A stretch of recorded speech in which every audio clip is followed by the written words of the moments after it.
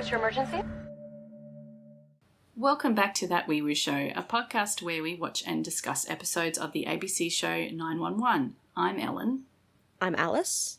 And I'm Bex. Thank you everyone for listening today, and I hope everyone is doing really well wherever you are in the world, especially people who have been leaving comments and sharing our posts on social media. Thanks very much for that.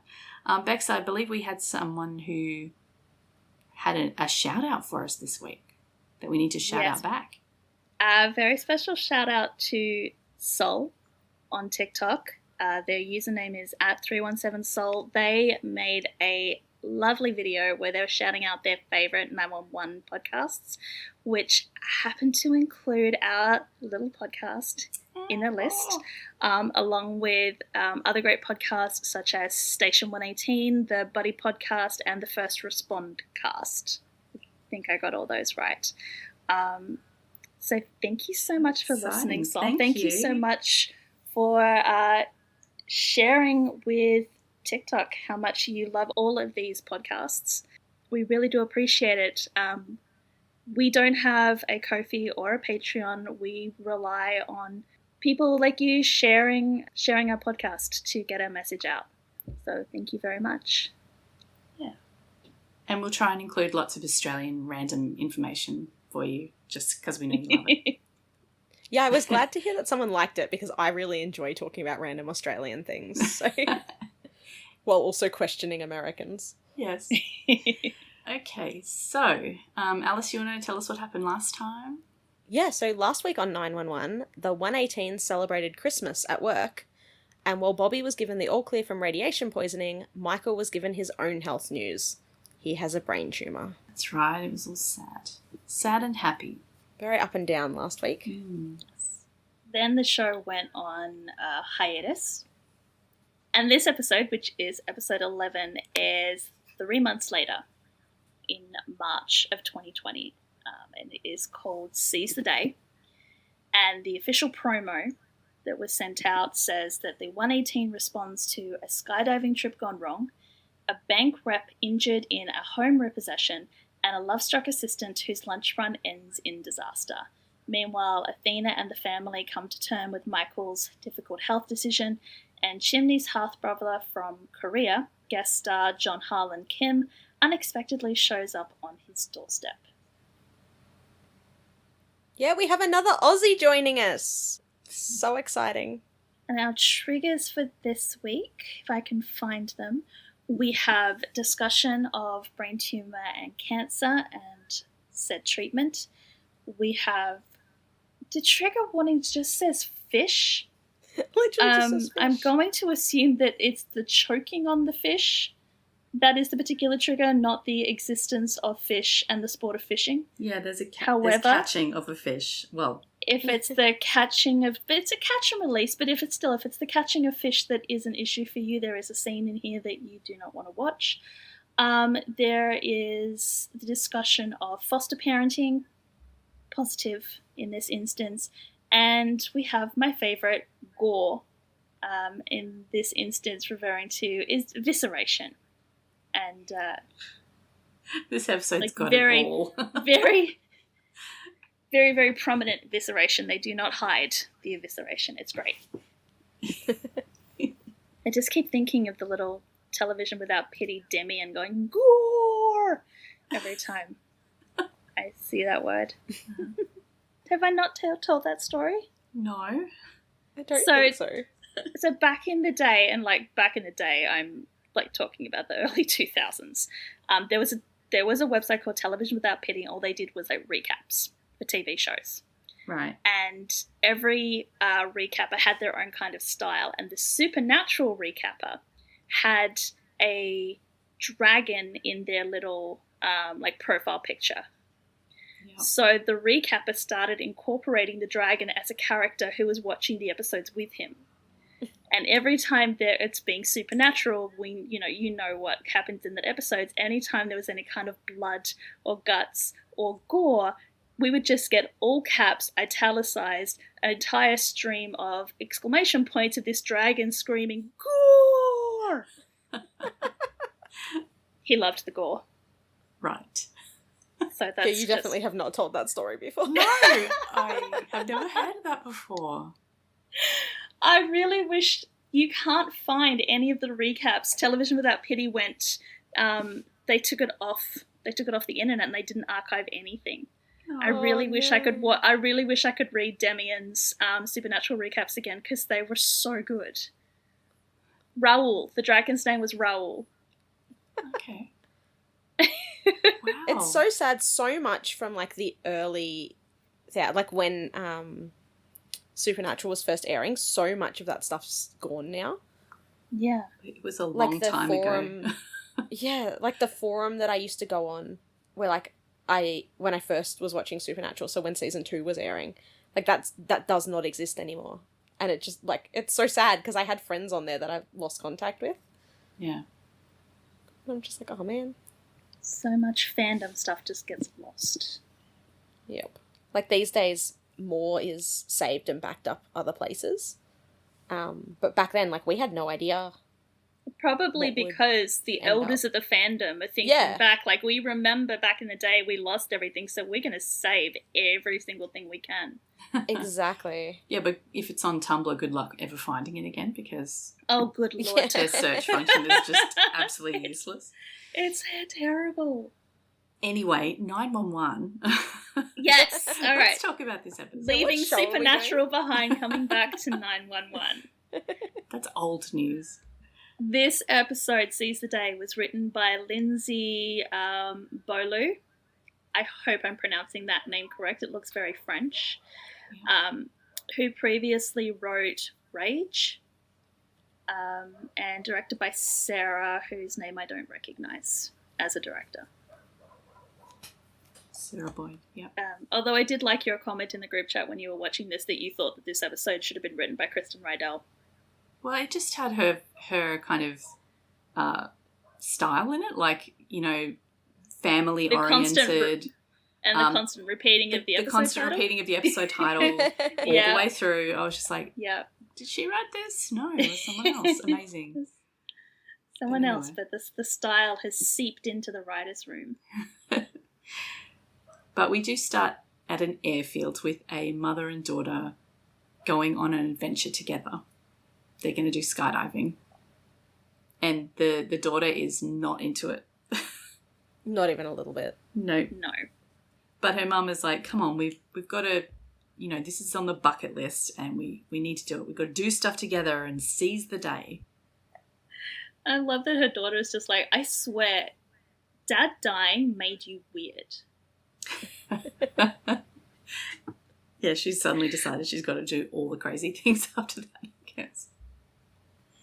She said they made a pact to spend more mother time together, although the daughter, Lizzie, questions whether jumping out of a plane is like mother-daughter activity. Hey, she got a name. The daughter, yes, Mum the daughter didn't is get a Lizzie. name. The mother did not get a name. In this episode, pretty much every single character gets a name in the closed captions, but not all of them get named in the episode. So I'm sticking by my rule. If they get named in dialogue, or if there is a way that I can find out their name, then I will use their name. Otherwise, they are just with whatever title I can come up with. So the mother counters her daughter's complaints that, you know, skydiving is not exactly something that she considers as mother-daughter activity with, well, it's not as though I have grandchildren to keep me busy. Ooh. And then immediately starts trying to get those grandchildren by wondering if their skydiving instructor, Stefan, is single. Yeah, poor Lizzie's just, like, mortified and immediately distracts Stefan and it's just like, oh, is that our plane? Yeah. Pay no attention to the crazy lady. That is indeed their plane, and we cut to the plane taxiing and taking off and then reaching cruising altitude. Yeah, so Mum's very enthusiastic about this. She's even helping open the door. Stefan open the hatch. Meanwhile, Lizzie's standing like way back and is like, no thanks. The whole back of the plane opens up. Like, I've never been skydiving before, but is this like the type of plane that's always used for skydiving? Because that looks terrifying. It looks like one of those, like, military cargo planes. Yeah, but much smaller. Yeah, or like a paratrooper type thing that they bail out of the back of, you know. Yeah. I'm very interested as to what kind of, like, skydiving this is, because whenever I've seen people go skydiving, it's usually tandem. Yeah, I think when you're a beginner, you have to do it tandem, right? It's like, this is Stefan with the two women, and it doesn't look like it's going to be tandem. It looks like they're all sort of going to jump. Yeah, they're all just solo. bailing out themselves, yeah. I don't know whether that's safe. I mean, it's a moot point because we don't get that far in the story. Nobody's going skydiving. They don't get to jump out of the plane. No, because all of a sudden something in the plane clangs and bangs and the plane drops, which sends everybody in the back who is not strapped in, like, slamming up into the ceiling and then back down onto the floor. It looks like Stefan gets knocked out, and he falls and lands right on the edge of the hatch. And Lizzie tries to grab him and pull him back, but instead she grabs his parachute and starts hauling the parachute out of his pack.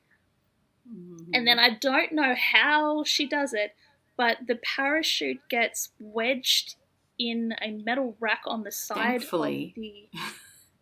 I don't know how she did it, but it gets wrapped around this rack, and then the turbulence, Stefan falls out of the plane, but the parachute gets, like, he's anchored in because the parachute is, like, wedged in this metal rack. So he ends up just, like, flapping around like some kind of human kite under the plane. Yeah, oh my God. Do we know if this is actually someone doing a stunt, or, like, are they just flying around with a dummy, like, hanging out of the back of the plane? I'm assuming I would really hope it's a dummy. Yeah.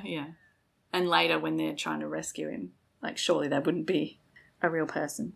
It looks quite convincing. It doesn't look like, you know, when Chim was lifting Tommy or anything like that. It actually looks like a person. It's not the pantyhose dummy thing flailed around it. It might actually be like a crash test dummy or something. Something that's got a little bit of substance to it. Yeah. So all the skydiving planes... Sorry, tangent already. All the skydiving planes I can find, they all go out the side. Okay. Who knows? It's like, you know, dramatic. For the drama, we'll allow it. For the drama. For this to happen, it probably had to be this kind of plane. Yeah. But yeah, I have no idea what type of plane it is. No. I don't care enough to look this one up either. No. The mum actually calls 911 from the plane and says, Stefan's gone. And the dispatcher, who's not Maddie this time, asks what she means, and she's just like, he's hanging out of the plane. So the 118 are sent to the airport, and I'm not really sure what they are intending them to do because they're on the ground and these people are in the air. But anyway, I'm assuming that they're there the to, like, mop up everything when it all goes spectacularly wrong.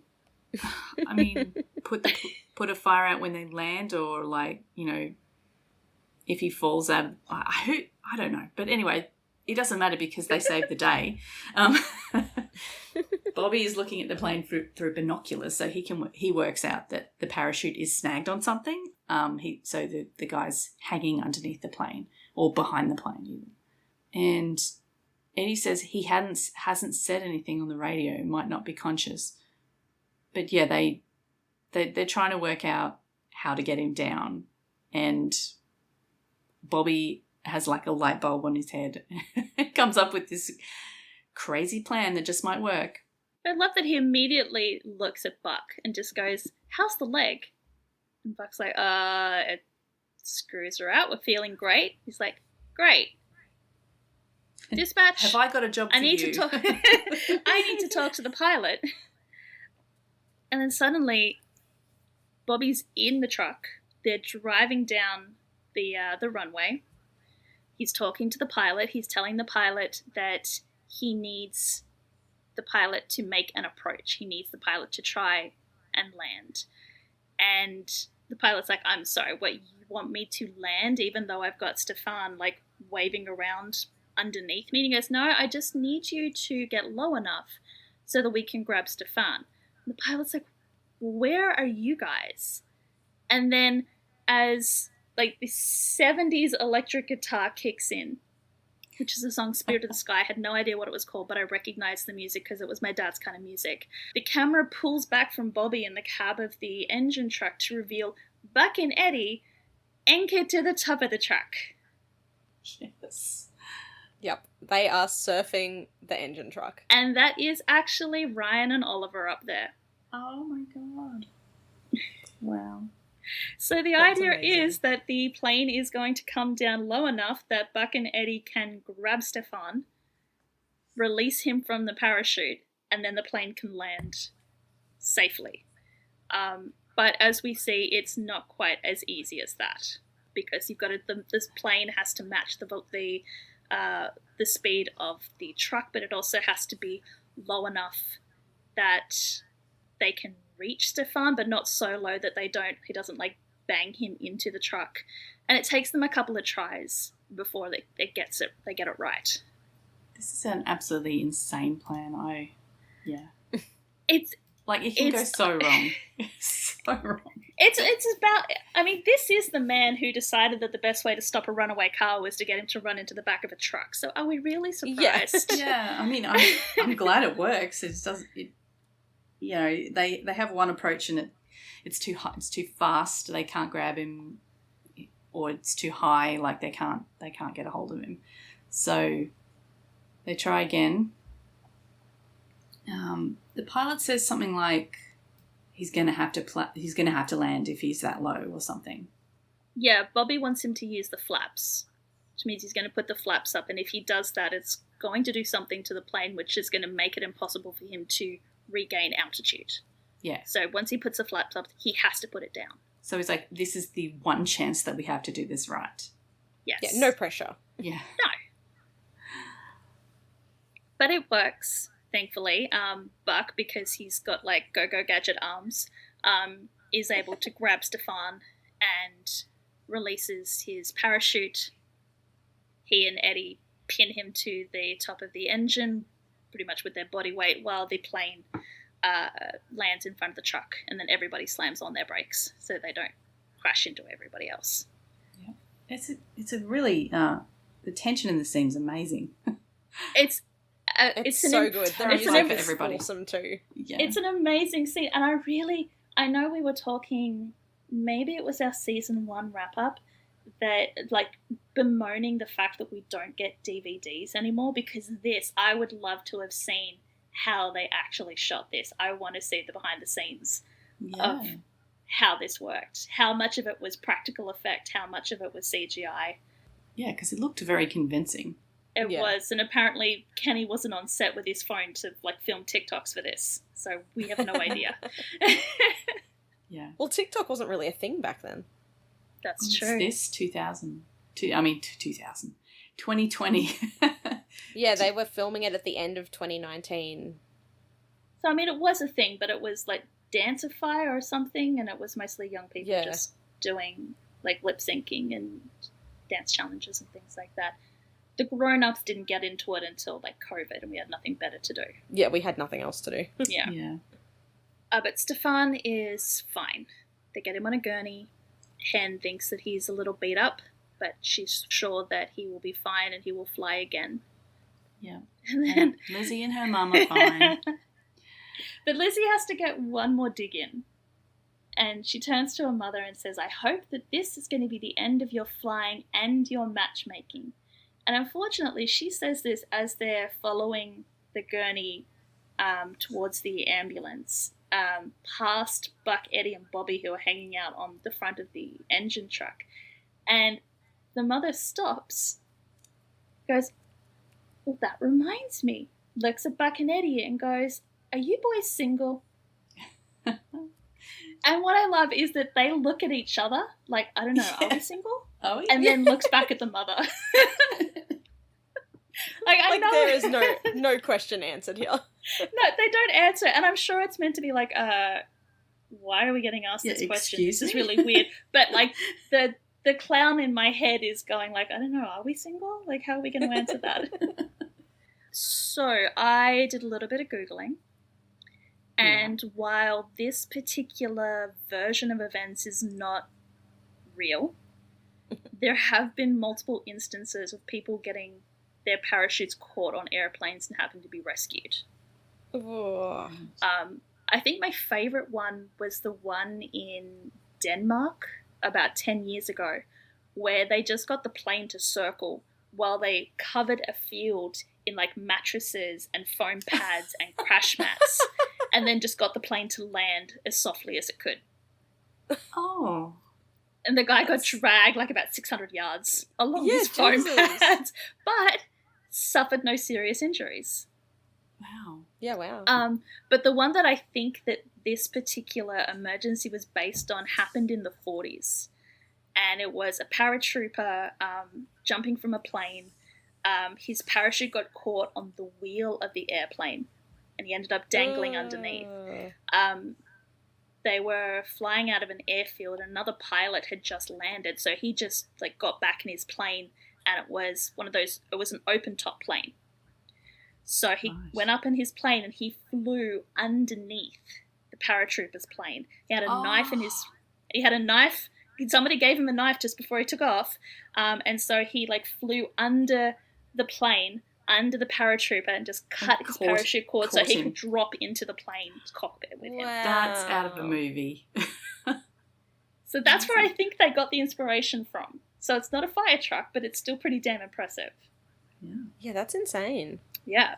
All right, so from that heroics to a very somber Athena family. It's a family meeting. Grant Nash family. And it's all of them. It's the kids, it's Bobby and Athena, and it's Michael. All sitting around the table, and the kids look nervous as hell because, as May said, every time you guys sit us down like this, it's bad news. Mm-hmm. It is good and bad news, I guess. They just want, like... Athena's trying to like prod Michael into telling them what's going on, but he's not really talking. So she's like, "We wanted to give you an update on what's happening with your dad," and then she's like looking at Michael, going, "Well, come on, Dad, let's do it." So he says the good news is the tumor didn't grow, but it didn't shrink either. So he's going to have surgery.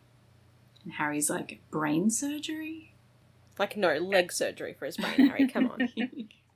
So it sounds like over the 3-month hiatus, Michael has been having radiation therapy in the hopes that it would shrink the tumour, rather than going in and doing brain surgery to remove the tumour. But it hasn't shrunk the tumour as much as they'd hoped, which kind of leaves the only option is going in and removing the tumour and then having more radiation to get rid of what gets left. Yeah. Which May is absolutely horrified with the idea that they could go in and cut out the tumour and not get all of it and still have to do radiation afterwards. Yeah. Which no one kind of explains to her exactly what it means to be like cutting the tumour out. So if you tried to get everything, that was a very high risk if they take part of Michael's brain, like the really important parts. They could, impair his functions. Yeah. So you want to remove as much of the tumour as you can without actually cutting away the brain. Yeah, because if it's just in tissue, they can take bigger margins. Oh yeah, you just hack it out and then you can replace the tissue with tissue. You can do skin grafts and replacements. You can't really do a skin graft on your brain. Yeah, your brain won't grow back. No. Yeah, it's risky. Especially the position, the part of the brain that Michael's tumour is in, it's already affecting his behaviour. So who knows what excising too much of that area could do.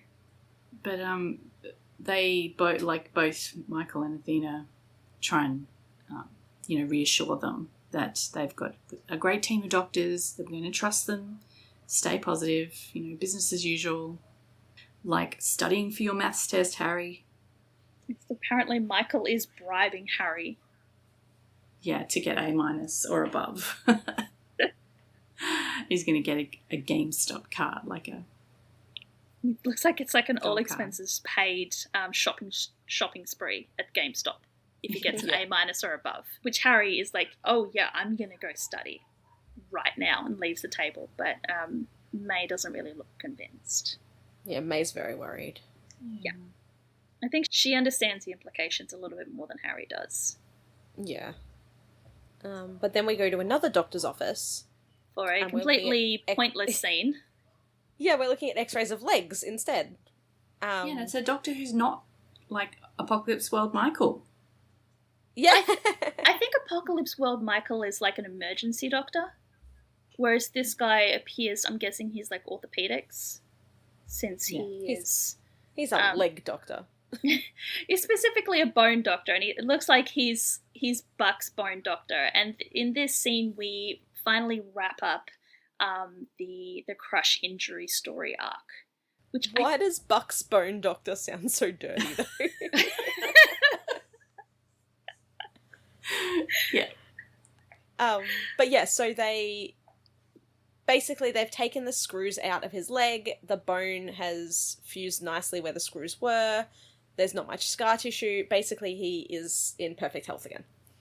And he Because no longer... they're like, yeah, this is too much issue.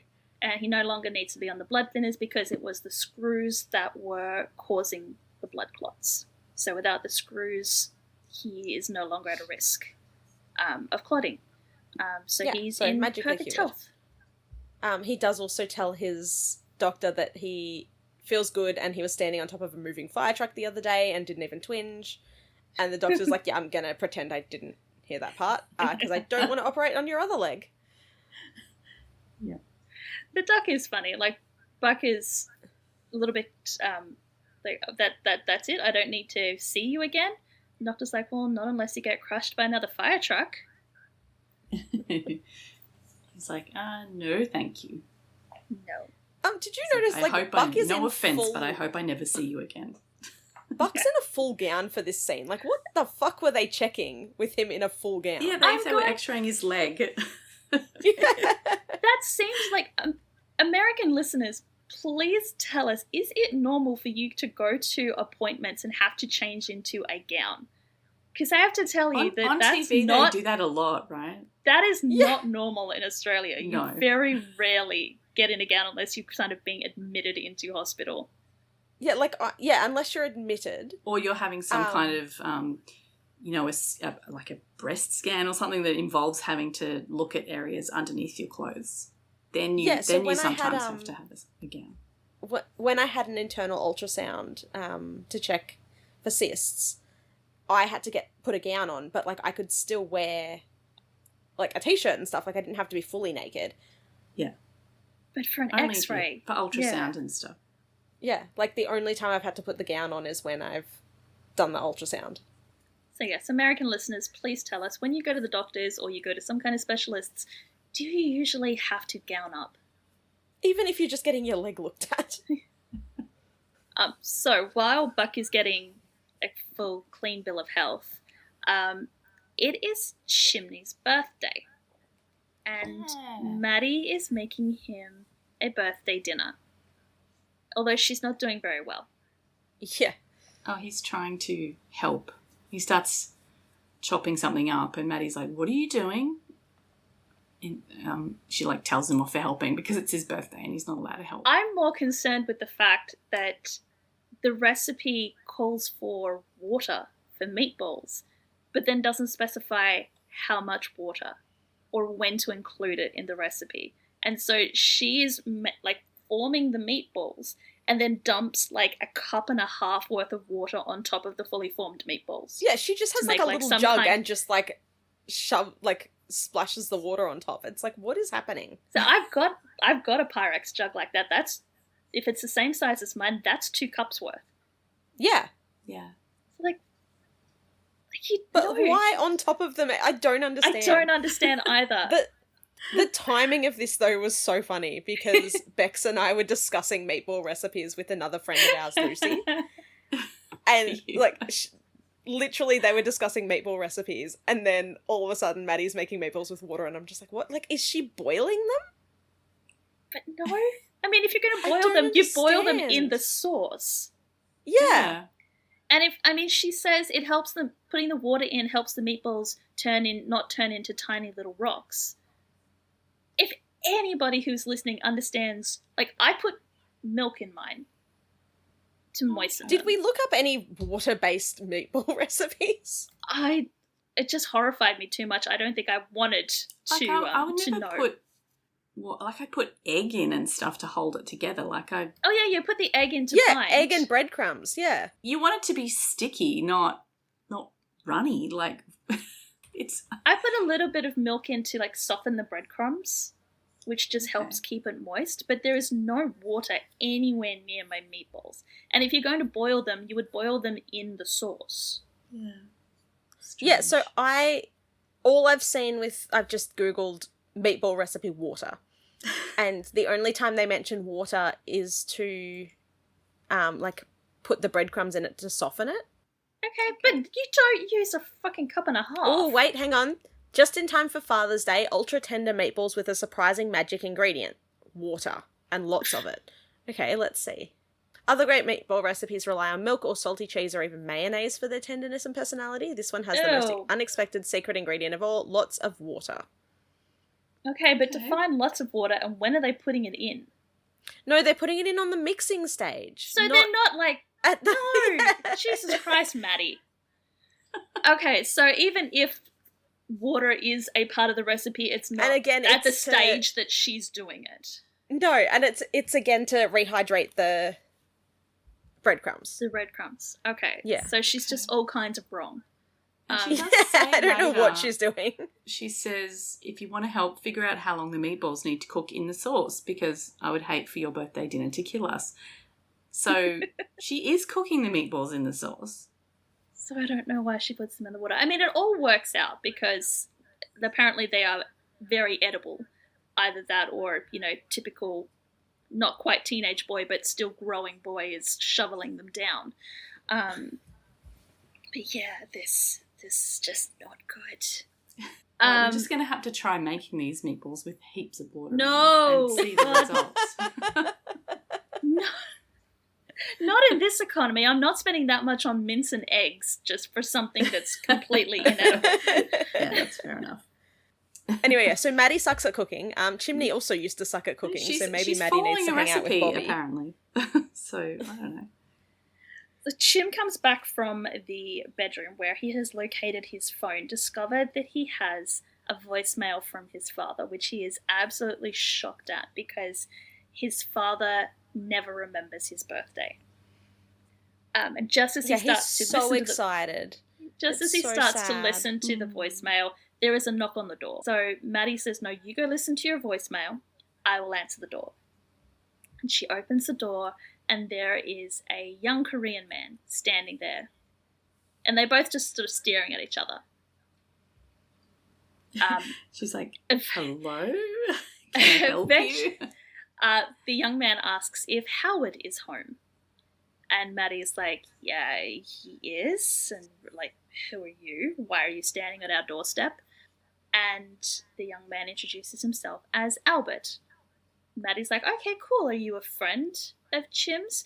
And Chim appears behind her and says, no, that's my brother. Dun, dun, dun. Dun, dun, dun. What a shock, considering the synopsis didn't tell us anything about this. Oh no, complete surprise. And so we cut to a few minutes later where Albert is shoving meatballs and garlic bread in his face. The synopsis did tell us about this. No, that's what I was saying. It wasn't I was a like, surprise. hang because on a it was minute, in the I'm sure synopsis. I remember the synopsis saying that. Okay. Yeah, I mean, they even said, like, Albert, played by John Harlan Kim. Just, yeah, exactly. Yeah. Chimney's half-brother. So no surprises. Okay, fine. And, I mean, we, the audience, knew that he has a half-brother because we've met Albert before. But Maddie definitely had no idea that Albert existed. So either Maddie's meatballs turned out okay, even after she, like, drowned them, or Albert is starving after taking I don't even want to think about how long flight from Korea, or he's just a growing boy, and growing boys just eat a lot. Mm-hmm. Or a combination of all three. I don't know. Yeah. But he is very polite and he tells Maddie that she is an amazing cook. He wouldn't say that if he saw the way she was making the meatballs. But based off the end result, apparently she's an amazing cook. Yeah, I didn't realise until this point that Chim and Albert had never actually met each other before. When Maddie actually says, I can't believe you guys have never met before. And I'm like, I can't believe they've never met before either. I didn't know that. Well, no, because Albert's been in Korea and Chim's been in America the entire time. And because his dad went back to, I think we find, like, it's explained later, I mean, to me, who couldn't remember much about the previous episode, because his dad left Chim and his mum in America and went back to Korea and had his other family, so... Started a whole new family, yeah. And so Chim has, like, seen Albert through Skype, and we get told that he got photos sent to him by his stepmother. But yeah, they've never met in person. Yeah, Albert says, I'm sorry about your birthday. If I'd known, I would have brought you something besides myself. It's like, oh, he's crashed his birthday dinner. Yeah. But apparently the message that their father had left for Chim was not a birthday message. It was, all he could talk about was the fact that Albert had run away from home. And Albert just says, like, I did not run away. And both of the grown-ups just look at him like, really? It's like, yeah, okay, I ran away. But not from home, I ran away from him. You know how he is. And Chim's like, yeah, no, I don't really know how he is. Yeah, it's funny. I was expecting, like, I guess I know now that this actor is Australian, so he's doing really well with a foreign accent already. But to my ears, anyway, I was kind of expecting him to have less of an American accent and more of a kind of Korean accent. I think they're probably walking a very fine line on how much of an accent John uses. So obviously he's for those of you who don't know, John is Australian. Yeah. So he's got an Australian. Normally he has an Australian accent. Like, it's a little bit American-ish because he spends so much time in America. Most of his work these days is in America. So it's kind of like Oliver. You know, Oliver's mostly British, but sort of slides into American. Yeah, occasionally American comes out and we're like, what was that? So yeah, John's already putting on an accent, but I guess they had to decide how much of a English is not my first language kind of accent they wanted to put on, because there is the risk of just going completely stereotyped and being very, very racist in their depiction of Albert. Yeah. So they've gone with the American accent as though he's learned from an American speaker or from American television, but a very formal, very stilted English. So he doesn't use contractions. He's very, almost very flat in the way he speaks at times. So apparently he has graduated from university. The reason that he ran was he's graduated from university, and he apparently has to go to graduate school now, but he does not want to do either. He does not want to go to graduate school, or he doesn't want to go to graduate school to study what his father wants him to study. So that's why he ran. He ran to strike out on his own, to stop living in his father's shadow. Now Jim can see the family Yeah, I like that. resemblance. It's like, yeah, Maddie asks Albert, so what do you want to do? And Albert's just like, I have no idea. And Jim's like, oh, well, there's the family resemblance. Yes. So he's going to strike out on his own onto Jim's couch, which Maddie greenlights. Isn't any trouble. Yeah, Maddie's just like, yeah, of course you can. It's fine. Like, Maddie, where are you living that you can immediately just say that it's okay? Like, is she living with Jim at this point? I don't know, because she got out of the... Yeah, she got out of the murder dome, but now where did she end up living? Well, we never see her anywhere else, so... No. Yeah. Maybe she seems to spend a lot of time at Chimney's place. Yeah. Interesting. It's almost like they're dating. I thought they agreed they were dating. I think they are now. Yeah. So after they've resolved that issue, Maddie proposes a toast, and everybody also raise your glasses because we're going to get the episode title, sort of. And they toast to seizing the day. And Chim gets up to get himself some more wine and sort of mutters bitterly to himself, and seizing my birthday. Yeah, Chim's not too impressed. Okay, so we're going to the fishing.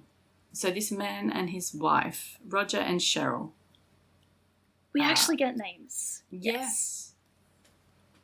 The man is Roger is having a great time fishing in this catch and release lake. And I think Cheryl's having a great time sitting and reading. Cheryl, yeah. She's sitting in the sun, not really interested in fishing, but she's having a nice time. She's so engrossed in her book that Roger catches a trout and he's all really excited. There's something about it being a rainbow trout and it's so good there's going to be a pot of gold at the end of it, and she's just like, honey, that's nice. Doesn't even look up from her book. And he gets pouty. He's like, but Mom, you weren't even looking. He's like, I thought we were doing this together. And she's like, no, I said that I would come with you. I did not say, Roger, please teach me how to catch a fish that I'm not even allowed to keep. And I feel so much for Cheryl because I have been in this situation. Oh. My ex was an angler. He loved to go fishing.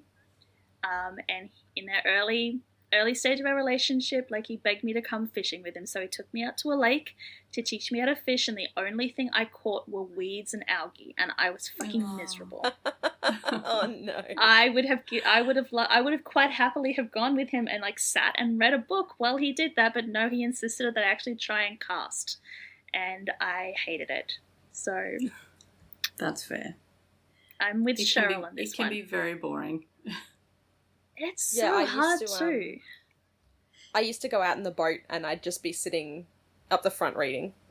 Yeah. They'd be like, look at that. And I'm like, shh. Apparently Cheryl is better than all of us because she puts down her book when Roger tells her to seize the day and allows him to show her how to bait her hook and how to cast, and she even catches a fish at the end of it. Although while he was catching amazing rainbow trout, she just catches this tiny little catfish. It is a really tiny fish. I think Cheryl even, there's a line where she comments that the bait was bigger than the fish. Yeah. And she's taken it off the hook and she's about to throw it back, and Roger's like, no, we need to get a picture of it, document it, picture it didn't happen. And so Cheryl's holds up the fish with this really sort of dubious look in her face, and Roger's like, no, that's not how you do it. And so he does the typical man on dating app holding a fish pose. Oh, yeah. Which is, only sort of stage one. Stage two is he tips his head back and holds the fish above his open mouth like he's about to eat the fish. Which joke's on him because he does end up eating the fish. Because the fish slips from his fingers straight into his open mouth, and because of the angle of his throat is completely open, and the fish just slides straight down his throat. Gross. So Cheryl, of course, calls 911, and Maddie answers this call. She sends the 118, as she does. I swear she works on commission. Yeah. Chimney got to get paid. Does she split between Chimney and Buck? 50-50? How does that work? I don't know. They both go together, so it's fine. Yeah, I don't know. But so the 118 are dispatched. They make their way across to where... Please tell me my eyes were not deceiving me and Cheryl was not doing CPR by pressing on Roger's stomach. Oh Jesus. Because that's what it looked like. Oof. He's not breathing. His airway's blocked. Well, yeah, because he's got a fish down his throat. Yeah, and they assure them that there was no hook. They got the hook out, or Cheryl got the hook out. When they get there, Roger's mouth is covered in blood, and there's spatters of blood on his chest. So I'm thinking, Bobby's obviously thinking that the hook is caught and it's tearing up his esophagus. That's why his mouth is bloody. But it turns out, no, it turns out catfish, and Alice can probably tell us if Shim is correct in this, catfish have little spikes on all the fins. They do, and that's actually. What's shredding up the throat. Probably not all catfish, I don't know, but yeah, we've like caught some at work in nets and they've got stuck in the net and we've had to like try and get them out. Ugh, so it is actually stabbing into his windpipe. Ugh. Yeah, Hen gets the laryngoscope down there and she's thinking that it's either the barbed fins or the gills are lodged in his trachea.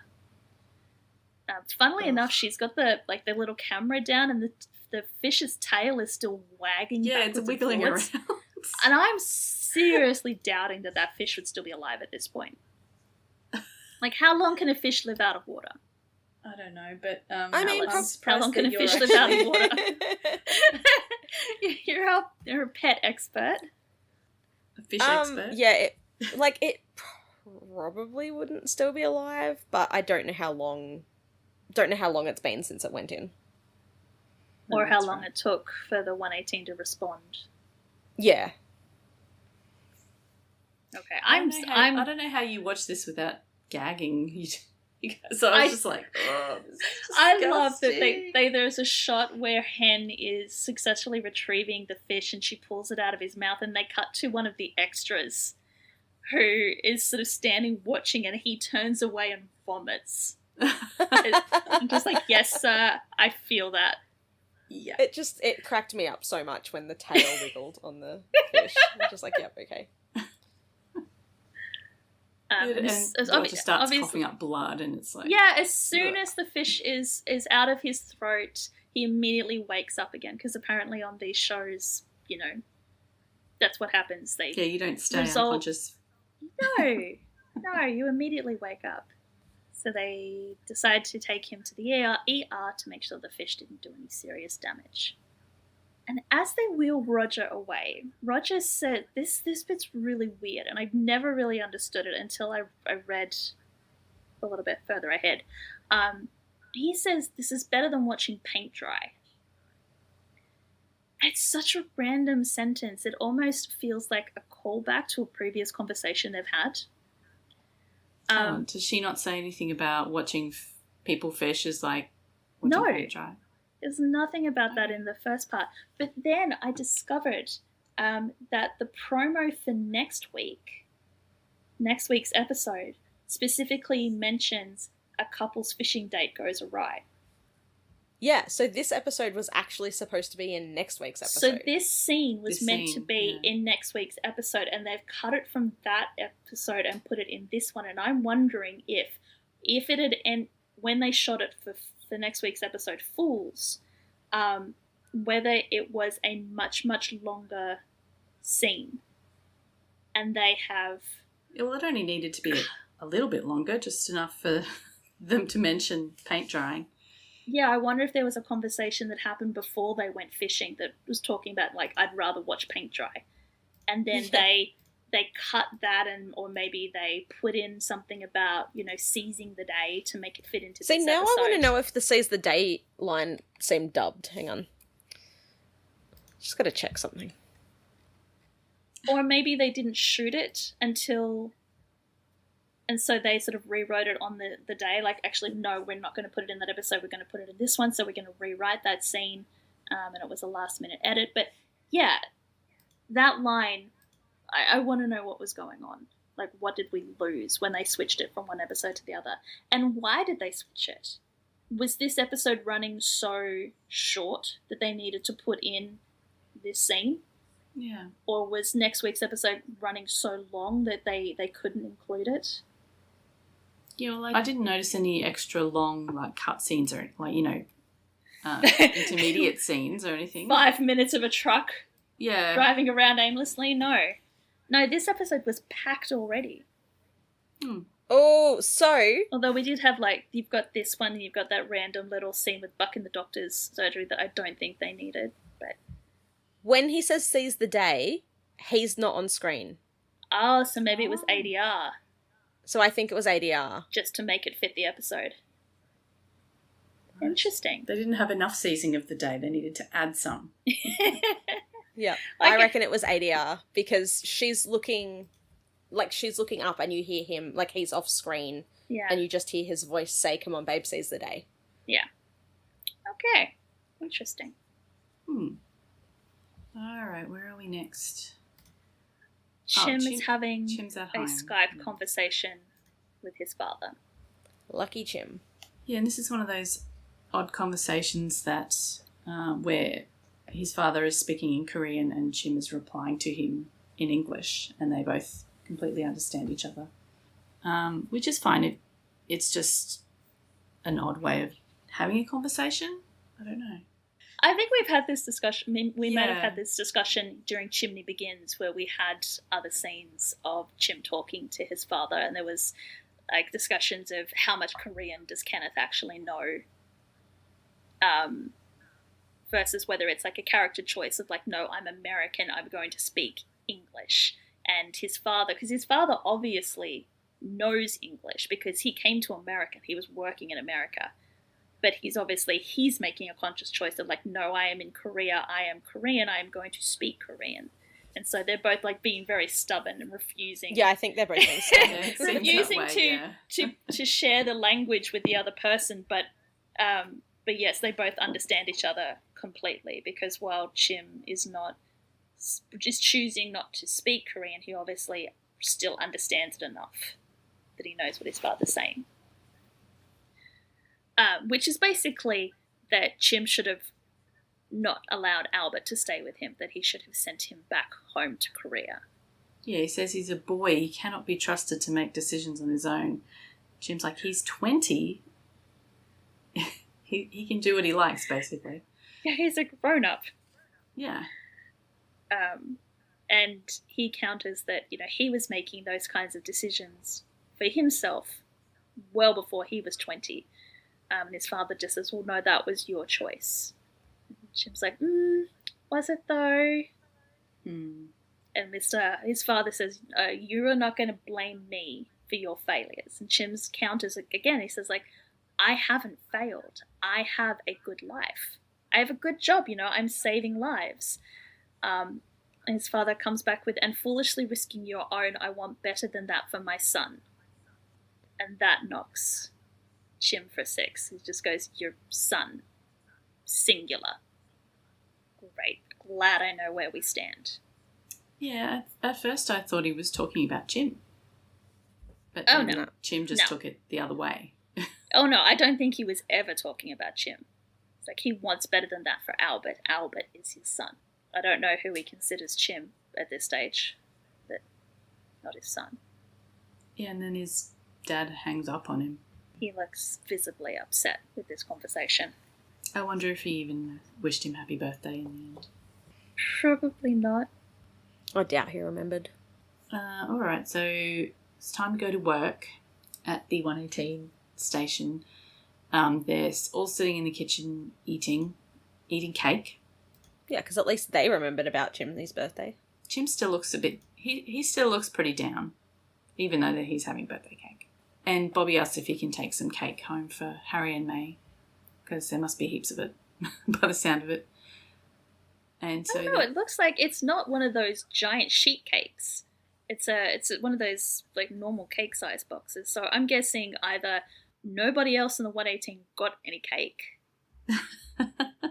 or it's a deceptively large cake, or they had multiple cakes. If there's enough cake to take some home, then yeah. Maybe Chim wasn't in a cake mood. It was enough cake for like the core members of the 118, and nobody else got one. But the mention of Harry and May prompts Buck to ask about Michael, and we get an update about the decision to go for surgery. Bobby tells us that he thinks that Harry is okay with the news, but that he's worried about May because she's got a better understanding of what's going on, which causes Chim to sort of mutter about older siblings don't have the luxury of blissful ignorance. They understand the truth, even if they don't want to. And Bobby kind of looks at Buck like, what the hell is that all about? But for once, Buck knows what that's all about. And Yeah, Buck's got the inside scoop. So he turns, but he knows what's going on, but apparently he's not got the memo that apparently he is not supposed to know what is going on. Because he turns to Chim and says, oh, I guess things aren't going too well with Albert. And Chim just looks at him like, how the fuck do you... Wait, Maddie told you. And Buck's just like, oh, damn. Sorry, was she not supposed to tell me? Because, like, they tell each other everything. Yeah. Yeah, so now we went over this last time. Everyone tells everyone everything. Everyone tells everyone their everything. Gossips. There's no secrets in this place. Nope. So that lets the younger brother out of the bag, and Chim has to tell everybody that he has a younger half brother from Korea who showed up on his doorstep, which they all think is awesome. Chim's not so convinced. Yeah, Eddie's quite excited, but yeah, Chim's like, I don't think you need to meet him. Yeah, he's going to be going home soon. But what's interesting is while the men are at the table gossiping, Hen's off in the background working feverishly on a computer. And Chim is telling everyone that even though like he shares DNA, biologically he's family with Albert, he still feels like a stranger. And then Hen sort of pops up behind Chim and starts handing out papers to everybody. From a folder too. It's very organised. Yeah, she's got a manila folder. Like Karen knows her shit. But as she's handing out papers, she tells Chim that family comes to us in different ways, which I really appreciate because there are some writers on this show who will remain unnamed who push very hard the blood family and blood relations and biological family, but I love that Lindsay is pushing the found family aspect of the show. And she tells Chim that don't think you're going to send him home without meeting all of us. Thankfully, Chim gets saved by Eddie very confusedly holding up the piece of paper and asking Hen what it is that she just handed out. Yeah, apparently Eddie can't read because it's like there's a heading that clearly says talking points regarding Henrietta and Karen. I'm pretty sure that he read that it was talking points regarding Henrietta and Karen. He just had no idea why he was being handed talking points regarding Henrietta and Karen. Eddie's there just like, who the fuck is Henrietta? Yeah. So it turns out that, as we saw at the end of the last episode, Karen and Hen have moved forward on the idea of becoming foster parents. And they have put down the members of the 118 as their character references. And one or all of them are about to get calls where they need to vouch for the two of them. And Hen is adamant that they need to sing their praises to the highest of heavens, and specifically these very 26 praises. Because she's listed 26 qualities. The stakes are very, very high, and she doesn't need any of them going off book. Yeah, she doesn't want them improvising, which is fair because the 118 have one brain cell that bounces in between them. Besides Hen, who generally has the brain cell. And when interviewed, they make up stories. And considering, Alice, what we've seen Buck can do when he's trying to be helpful, yeah, it's not going to end well for Hen. Yeah, she drives an ambulance. One time she hit a car, but that was fine. Like, that wasn't her fault. But no, instead, apparently, Buck needs to tell the interviewer that Hen plays the bassoon. She was first chair. And Buck is probably very willing to do that if he knew what the hell a bassoon was. Yeah.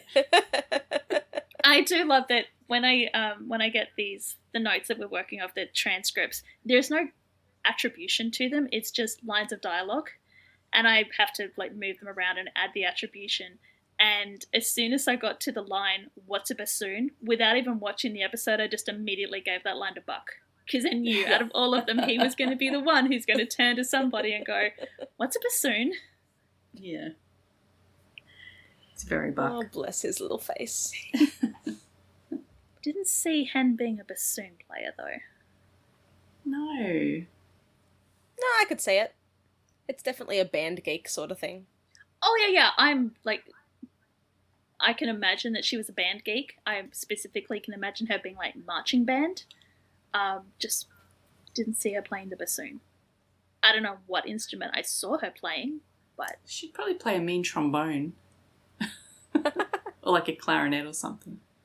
I was thinking clarinet, and then isn't I was clarinet like, yeah, just a bassoons. bassoon on steroid? Isn't a bassoon just like a A clarinet on bassoon is steroids? clarinet on steroids. Yeah. Exactly. Like a bassoon is like an oboe on steroids, I guess. Yeah. But isn't an oboe similar. just like you start with the But yeah, the it's all clarinet woodwind. and it evolves into Yeah, oboes. and then like the mega next evolution level because of it's the harder. clarinet. Yeah. Yes. Yeah. Like Pokemon. Different reeds, different. Yeah. Anyway. The bassoon's the Charizard of the family. Yes.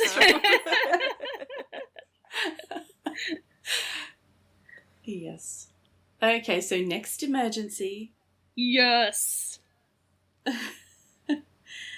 A man is working on his front garden.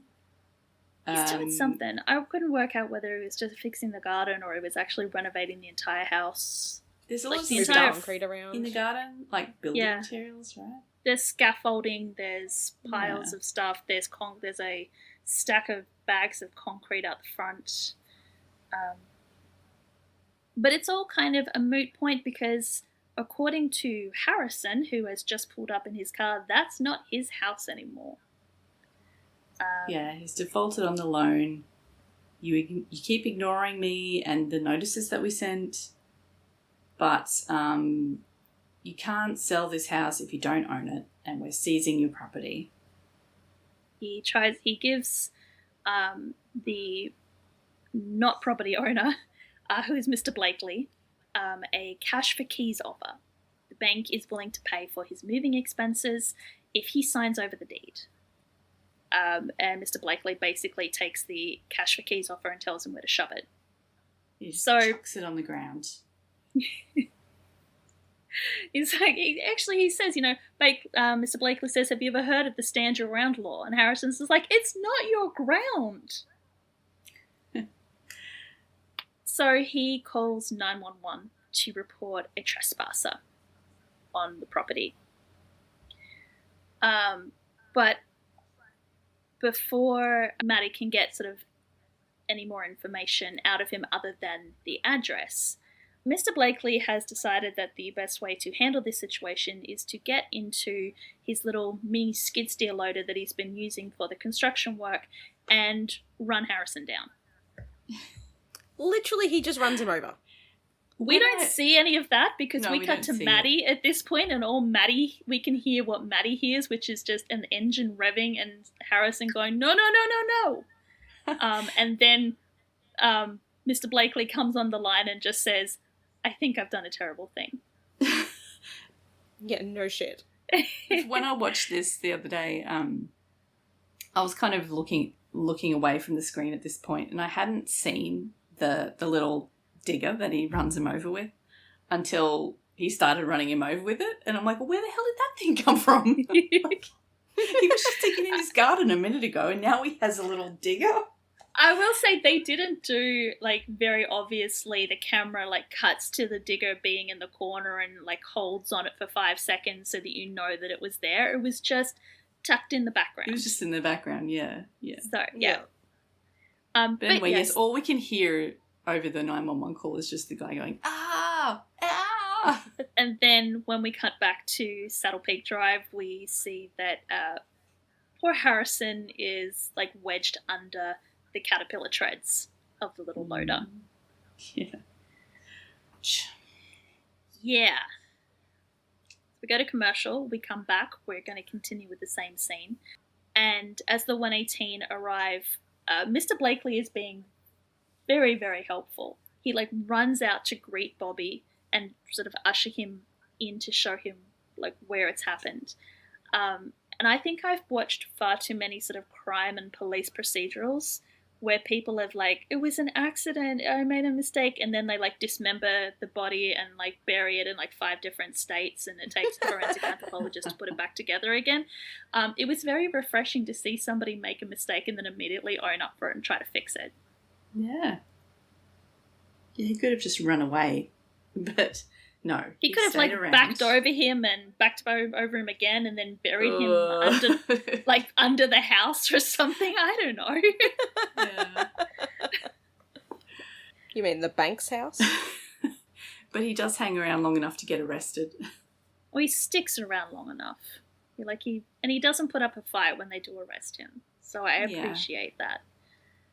Yeah, so they do manage to get the digger off Harrison by Once again, we have Hen operating heavy machinery. Bobcat driver Hen. We do. She loves it. She manages to get the lever, the machine up on its bucket to get, enough of it off the ground that they can pull him out. And, like, by yanking him out like that must have made his injury, like, so Even much worse? Yeah. Like, I don't know anyway. Obviously they didn't know that he had a hole in him. Like, he couldn't stay under here. They had to get him out, and, like, I think it's like the damned if you do, damned if you don't. Yeah, what else are they going to do? They can't Yeah. they can't climb under there to see what's going on with him, so... No, but yeah. they get him out. Chim says that he feels something, and they have to turn him.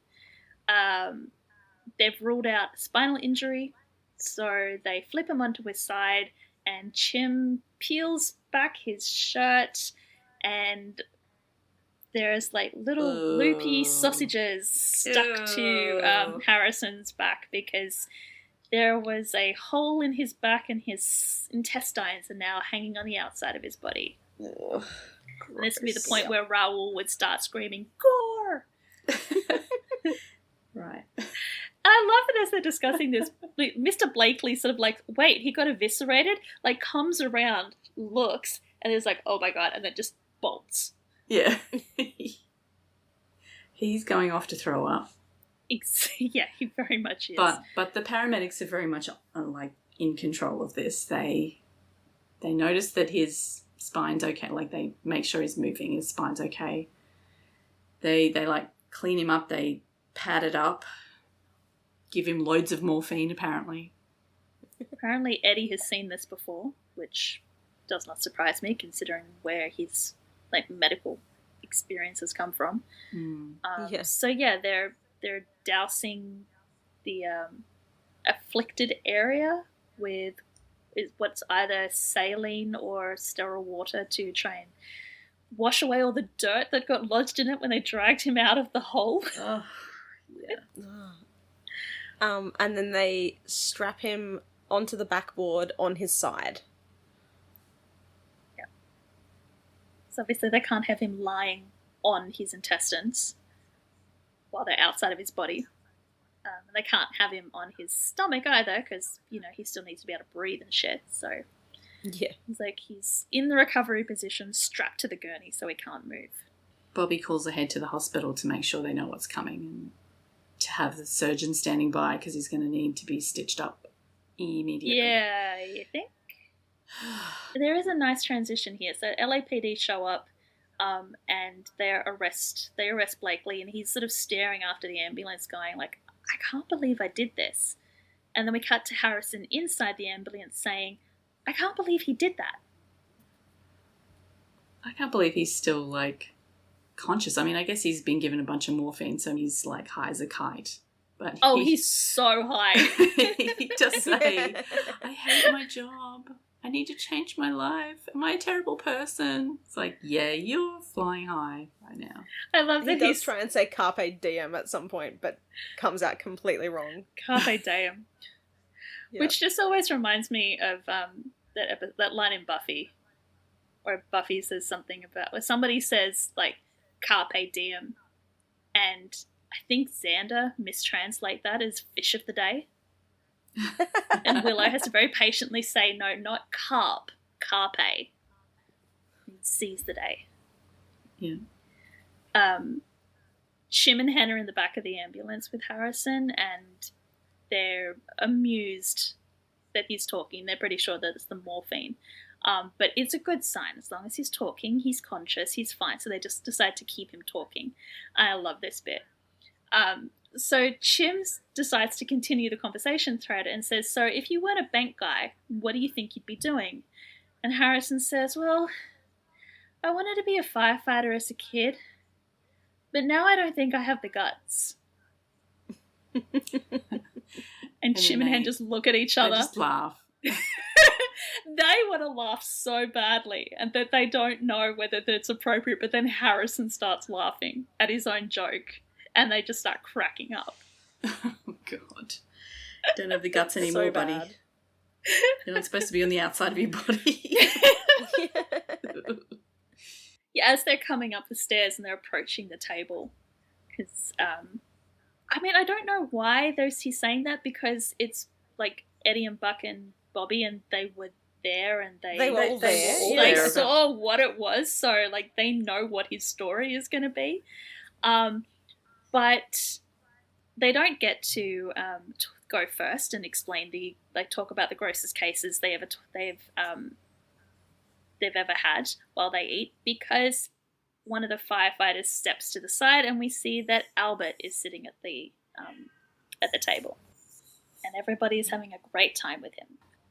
And actually, Albert says that he wanted to see where they work, and Bobby said that you were on your way back from the hospital. Chim is not impressed. Yeah, so Albert's like, oh, I heard you saved a man's life. And Chim's like, oh, we don't really talk about that stuff here. No, but Hen gets so excited. She's like, yes, tell your brother what we just did. He's going to love this story. And Chim just glares at her and says, yeah, no, we don't talk about that. But, like, Chim just walked in Yes! going, grossest cases to talk about what we eat. And now he's just like, oh, we don't talk about that We stuff don't here. talk And about she's Bruno. like, No. He's just not interested in getting to know Albert. No, even though everybody else is. Like Buck saying, like, he even gave Cap a tutorial on how to make Mandela. Albert's like, no, they're Mandu, like dumplings. Which Albert says, you know, they're great. You can make them in advance. You can freeze them and then just pop them in a pan and eat them for lunch. He takes them to ball games as snacks, and like Eddie's little radar goes up and wait, you like baseball? Like, we should go to a baseball game together. He's collecting all of the 118 members. Yeah. And Chim's absolute horror. Yeah, he's like, he's not going to be here that long. But Hen just kind of punches Chim. Hi, my name's Hen. I'm your brother's longtime bestie. I'm sure you have a lot of questions about your brother. And Albert's like, yes, I do. Do you know why they call him Chimney? Everybody would like to know why they call him Chimney. Yes. Please, somebody tell us why they call him Chimney. This is definitely my... But instead we go to a commercial. This is my favourite ongoing joke, this one. Why? I love they keep bringing it up. I hope they never tell us. No. Me too. Because as soon as they tell us, it's not going to live up to the hype. Yeah. Nah.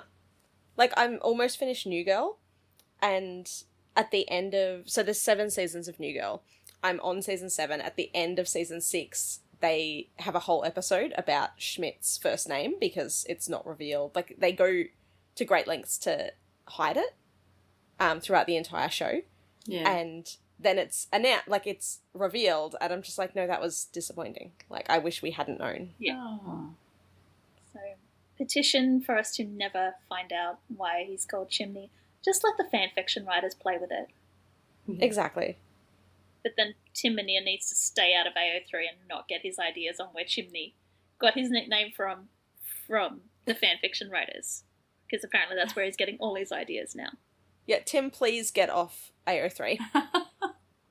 It's fun, but also... You're gonna get sued at some point, dude. It's all fun and games until he finds the first Omega-verse figure. Oh, God. And then Buck gets pregnant and everyone's like, hang on a minute. And suddenly 911 takes a very drastic right turn. Oh, my God. I hope that happens. That would be amazing. Look, ABC is progressive. I don't know that it's that progressive. Alright, can we get this next emergency out of the way? Because I hate this one. Like, my secondhand embarrassment, it's just too much. It is oh very my God. over Yeah, the it's- top, isn't it? It's cringe. Oh. Yes. Okay, so let's speed run. All right, we have Justin. Justin is the office gopher. He has been sent to pick up lunch for the office. He gets sent every day to get lunch for the office. He knows everyone's order. It seems like he knows the woman working behind the counter at the deli pretty well as well. I guess you would if you're seeing them every single day. But it seems like they might actually be friends because, like, they're chatting about their personal life. Yes. Or his personal life, at least. Justin's personal life, at least, yes. As well as Justin going to this particular deli every single day, there is a very cute guy who also goes to that deli every day that Justin lusts after from afar. Yep, they've never spoken. Justin's pretty sure that the cute guy does not know his name. Which then the cashier who, again, in the captions, she's given a name. It is never used in the episode. When Justin bemoans the fact that cute guy doesn't even know his name, she just very loudly shouts, "Order for Justin! To go for Justin!" And looks over her shoulder to make sure the cute guy is paying attention, which he is. Oh yeah, he's paying attention. And she's like, cool, now he definitely knows your name. So yeah, it goes back and forth. The cashier's saying, just talk to him. Justin's saying, oh, it's too embarrassing. Apparently, Justin adjusted his schedule to match his. Yeah, but he won't speak to him. The cashier claims that he is one order of boiled bunny away from being a stalker. And he's got the words because he has written a note on, like, a menu. And he hands it over. Right there under sandwiches. Yeah. She's like, why will you not just go and talk to him? But anyway, the guy... Yeah, Justin's like, why? What would you say? And the cashier's like, hi, I'm Justin. Want to hook up? Yeah, Justin's like Shakespearean. But Miles, who is the cute guy, takes his order's ready. So he is taking the bag and the cashier says, you have to go now because he is leaving the other side of town and you will not be able to see him anymore after this. So go and do it. How does she know that?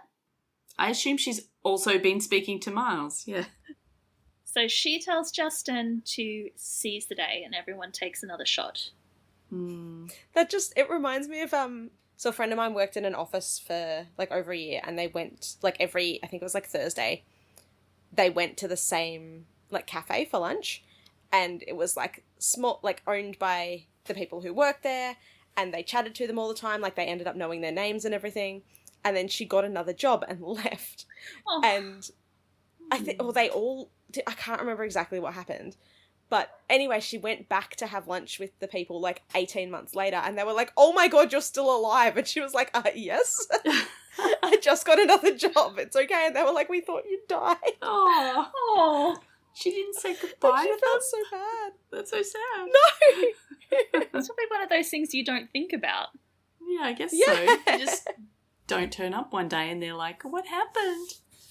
Like I've had places where I've like, got the fixation on a certain meal, so I've gone to somewhere like once a week and then just stopped going, and I feel like they also think that I've died, and I'm just like, no, I'm just autistic and I cannot stand that food anymore. If Reddit is to believed, they have definitely missed you, because I do remember reading a Reddit thread along these sort of lines where people have talked about going to restaurants, getting particular meals and then just stopping and then going back, and the people in the store are just like, oh my God, you're still here, you're still okay, we were so worried about you, we haven't seen you in so long. Oh, literally, we've got quite regular customers. And when I left my last job, because I was at my last job since the store opened, so I was there for like quite a while, I knew, like, all the regulars knew me. A lot of them had like jokes that I just lived there because I was there so much. And yeah, like when I was leaving, whenever my regulars came in before I left, after I'd like given my notice, I let them know that I was leaving, because I also hated when I knew, like, saw people all the time and then they vanished, and I was like, oh. Justin decides that yes, he is going to seize the day. He grabs the order which is like ridiculous. Can we just talk about these orders? It was like a kale salad with chicken steak and pork chops on top of it, a BLT for David without the BL or T, which, does that just leave bread? Like, is it just bread? Something also had Thousand Island mixed with ranch. Oh, yeah, he wanted the Thousand Island dressing mixed with the ranch dressing, which just no. Oh, just no.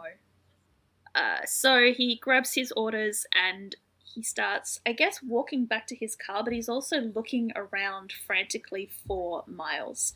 And he's paying so much attention to where Miles is that he does not notice the construction people walking across the footpath in front of him with a large copper piping over their shoulders, and they coat hanger him.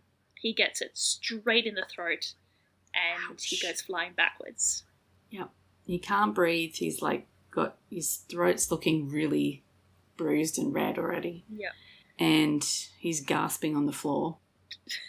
People are gathering around, and Miles notices that something's going on. He runs over and he's like, "Oh my god!" Yeah, he was somewhere way further down the street, and then all of a sudden he's yeeting people left and right to get through the crowd to get to Justin. And he's the one who calls 911. He calls 911. He is the one who calls 911. So we just get Chim and Hen this time, because I'm guessing it's purely medical. There's no fire rescue needed. And Miles is the one that does all the talking because Justin can't. And it's very cute because Chim asks if Miles knows the victim's name. And he knows a lot about Justin. Apparently Miles has also been stalking Justin. Apparently, because he not only knows Justin's first name, he knows his last name, he knows where he works, and he knows that he has a nut allergy. Yeah. Possibly. That cashier has clearly been gossiping with everybody in the place. Justin is freaking out at this point, and he looks, and Miles says, he looks like he's trying to talk. What is he trying to say? And at which, this is the point that I dive under the blankets, under the pillows, and start screaming because, oh my god. It's so cringe. We hear the cashier say, "No man is an island, but two men together can share the world." So she has decided that this is the perfect time to read Justin's love note to Miles out loud. It's really cute, but the also... paramedics are trying to do their job. No. He's clearly not okay with it as well. Oh, yeah, because he's trying to... keeps going. He tries to kill her with his eyes, because that's the only thing that he can communicate with. At one point, she goes off on a tangent and says that, that Justin is very single, very nice, very dateable, and he literally lurches upright, waving his hands. If he could say anything, he would be saying, no. But it works, because at one point, Justin is trying to say something. I feel like the closed caption says kill. I don't know whether he's trying to say, I'm going to kill you for doing this. But Miles asks, what is he trying to say? And Chim and Hen, who are horrified that they're stuck in the middle of some kind of Cyrano situation. Yeah, they're giving each other side eyes through this whole thing, going, what the hell? Chim decides that he's going to help a guy out, and asks Miles if he would like to accompany Justin and them to the hospital in the back of the ambulance. And when Miles says yes, the crowd bursts into applause and as if they've just, he's accepted some beautiful romantic proposal of marriage. Yeah. Rather than just, sitting in the back of an ambulance. Yeah, shit that would never happen. Someone falls down in a street and everyone's just like, oh, that guy's probably drunk and keeps walking. Oh my god, it's just... Anyway, the very unromantic... I was going to say, maybe they needed a romantic kind of interlude since they missed out on Valentine's Day. Because we skipped right to March. But I don't... Like I said, maybe it's just the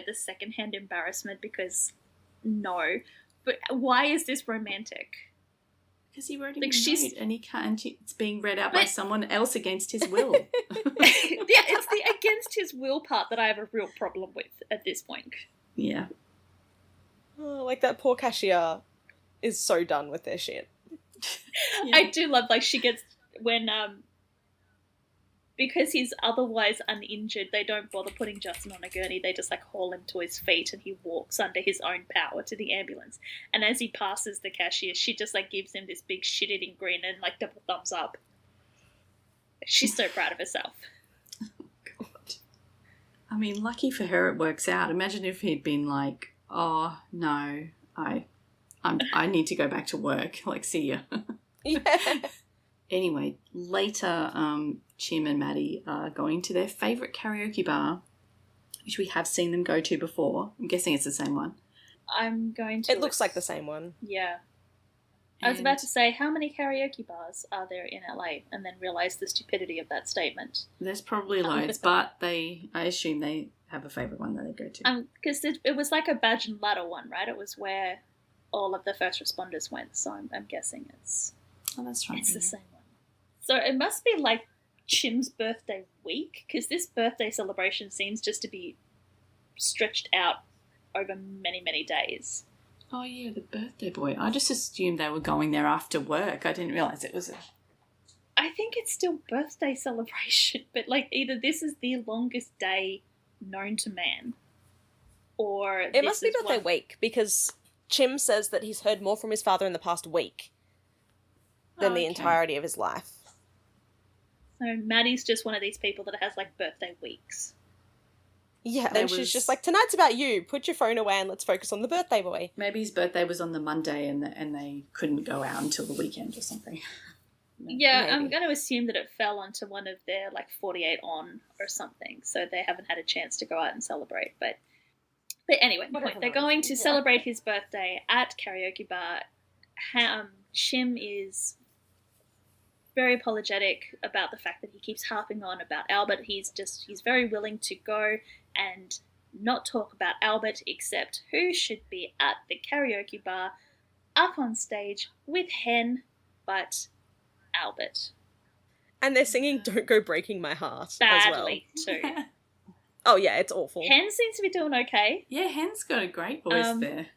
Albert, not so much. Yeah. But, like, it's such a coupley song. It is. It's Chim's just like, are you kidding me? It's Elton John and who? English singer Kiki D. Oh, okay. So, yeah, it was a duet with Elton John. A little bit later in the evening, Hen, Eddie, Buck, and Albert are playing pool while Maddie and Chim are sitting by the bar watching. Yeah, Buck and Albert are getting along like a house on fire. Which makes sense, because they're sort of close in age. Yeah. Closer in age. Probably closer in age than Buck and Chim are. Yeah, because I'm Chim's trying to work out what season we're on. season 3. So Buck wouldn't be 30. Oh no, Buck's still in his 20s. Yeah. Whereas Albert is 20. Yes, so yes, it's very understandable that And Buck's a child anyway, let's be real. no matter how old he is, Buck is very young at heart. So yes, he and Albert have bonded. But yeah, Buck says that sometimes you've got to put a little mileage between yourself and home so you figure out what you want and who you are. And Eddie helpfully goes, if I hadn't enlisted, I'd still be working with my pops. And they're like, don't encourage him to go off to war. Yeah, Maddie scolds him. Eddie, don't encourage him to go off to war. Hen tries to contribute to the conversation by saying, everyone has their path, you just do you, Albert. And he goes, yes, I will do me. Buck's like, just like phrasing, dude. Albert and says that he, like, while he is doing him, he will just need a little bit of his brother's courage, because he's very impressed with Chim. Yeah, because Chim did not let his let father dictate his life. He took a stand, got out, came to America to follow his dreams. And Chim's just is looking from the at bars him. like, there was no stand. I didn't get out. I was left behind. Most of my life, all I wanted was for him to see me, to be proud of me, to be proud to call me his son. But no matter what I did, I was always invisible, because you were the only son he cares about. at this point, that Kenny's starting to slur his words, and you realise that like Chim is just drunk as a skunk at this point. He's just been. He's drunk and over it, and he's getting in like sad, morose, angry drunk. He's not happy drunk. He tells Albert that everything's so easy for him. He's never had to work for anything. No, everybody loves you. And he throws his arms open and he knocks his beer bottle over. And he kind of stops, looks at it, straightens it, and then continues. And I wonder whether that was like an accident. That Kenny accidentally knocked it over with his gesticulation, but because he stayed in character and just kept going, they just kept it. Yeah, it did look that way. Yeah, I wanted the same thing. Yeah. But before he got sidetracked by the beer, the point is that everybody loves Albert, including all of Chim's friends, who all love Albert. And he's kind of angry about that, because Albert had a family. Chim never had a family. These people are his family, and Albert does not get to take that family away from him too. And Albert's like, I don't want to take anything away from you. I'm your brother. And Chim's like, no, you're not my brother. I had a brother. He died. Yeah, his name was Kevin and he died. Yeah. So at this point, we remember how young Albert very is, because he looks like he's about to burst into tears. He throws his pool cue onto the table and bolts from the bar. Yeah, Chim says, you came to me because you needed something from me. And, yeah, it's a bit unfair, Chim, because he came to you because you were a safe place to run to. Yes, he was. He came to Chim because he idolised Chim. Yeah. And he considered Chim his brother. And he's just had all of that idolization and brotherhood just smashed to tiny little pieces in front of him. He's been rejected. Yeah. So Buck goes racing after Albert, and Hen and Eddie just glare at Chim. At which point Chim realizes that he's done bad. Yeah, he's like, I know, I suck. Oh, Chim. So after commercial, we go to Chim's place, and Chim's just feeling sorry for himself on the couch while Maddie's on the phone in the other room.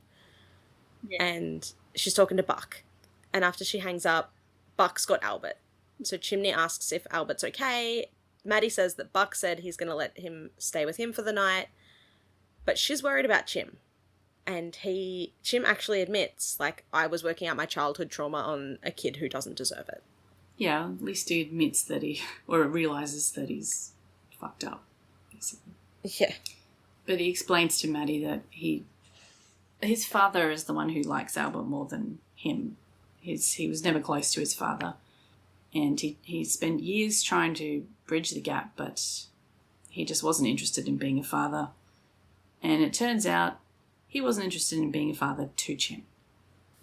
But like Maddie tries to convince him that they don't know what his relationship is with Albert. Like, it can't be good, otherwise he wouldn't have shown up here. And she's like, oh, trust me, I know. And Chim's like, no, you were running away from your husband. That was different. And this is where Maddie says that I ran to my brother. He was the one I could count on. I think this is the first time that we've actually heard about... This is the first time we get a little bit of the Buckley parents. The Buckley family lore. We find when Maddie says that they are not bad people, but they are bad parents. Yeah, her mum and dad aren't bad people. Yeah. Like, ooh. And she says the mistakes that they made with Maddie, they made them with Buck too. Nah. But that's an issue for a later time. We're gonna yeah, that's a later issue. That's... But yes, like I see what she means. Like Chim thinks that his dad was a terrible father to Chimney and a great father to Albert. But Maddie's trying to say no, just because Albert lived there longer, lived with him longer, doesn't mean that he was a good dad to him either. Yeah. So we're gonna leave Chimney to mull over that, and we're gonna go see another father. We're going to go to Michael's apartment. where And is this the May first time we've seen Michael's apartment? I think this is the first time. I don't think I've seen it before, so yeah. Because, normally he goes over to He just spends all the time at Athena Athena's. house. Yeah. So clearly in the hiatus they built a new set. Yeah, and May has a key. She just lets herself in. Well, that makes sense because she goes there after school.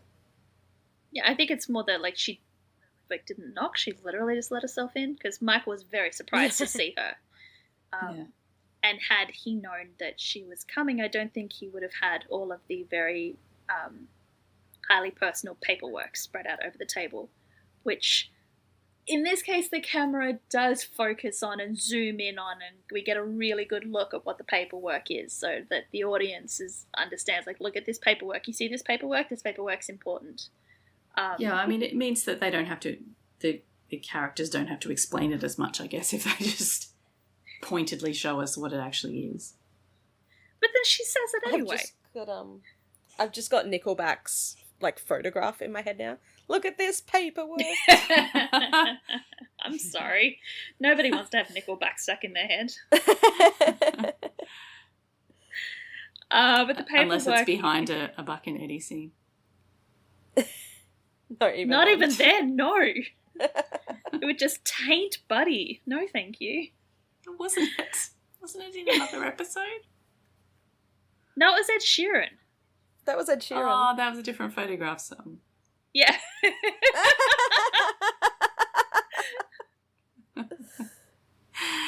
Okay. We accept Ed Sheeran. We don't accept Nickelback. But the paperwork is Michael's will. He's updating his will, which is very sensible considering he's going in for major surgery. I'm also going to assume he probably hasn't done it since the divorce. Yeah. So it was about time he did that. So big letters on the papers on the table say last will and testament in big letters. Did I say big letters enough? I think I said big letters. How big enough. were the letters? They were pretty big. They focus in on those big letters. They were letters. Yeah. But he does explain to May that the reason he's doing it is because it's risky and he doesn't know that, like, there's no guarantees. It could go wrong. Yeah, it's not just because he thinks he's dying. It's just safeguards. Yeah, and May asks why he didn't tell them, and he's like, well, I didn't want to scare you. And I was thinking, like, he did tell them. That was the whole round table discussion thing, right? Like, he told them he was having brain surgery. Did they think it was going to be easy? Like, well, the thing he didn't tell them that without the brain surgery he could be dead in a year. Yeah, I mean, I thought that was already known, but May seems to be really upset by learning this information, and she asks him if he's scared, and he just kind of breaks down. Decides to be honest. Oh, like, this is really sad. Yeah, like, I get that he's scared. She is still a child, though.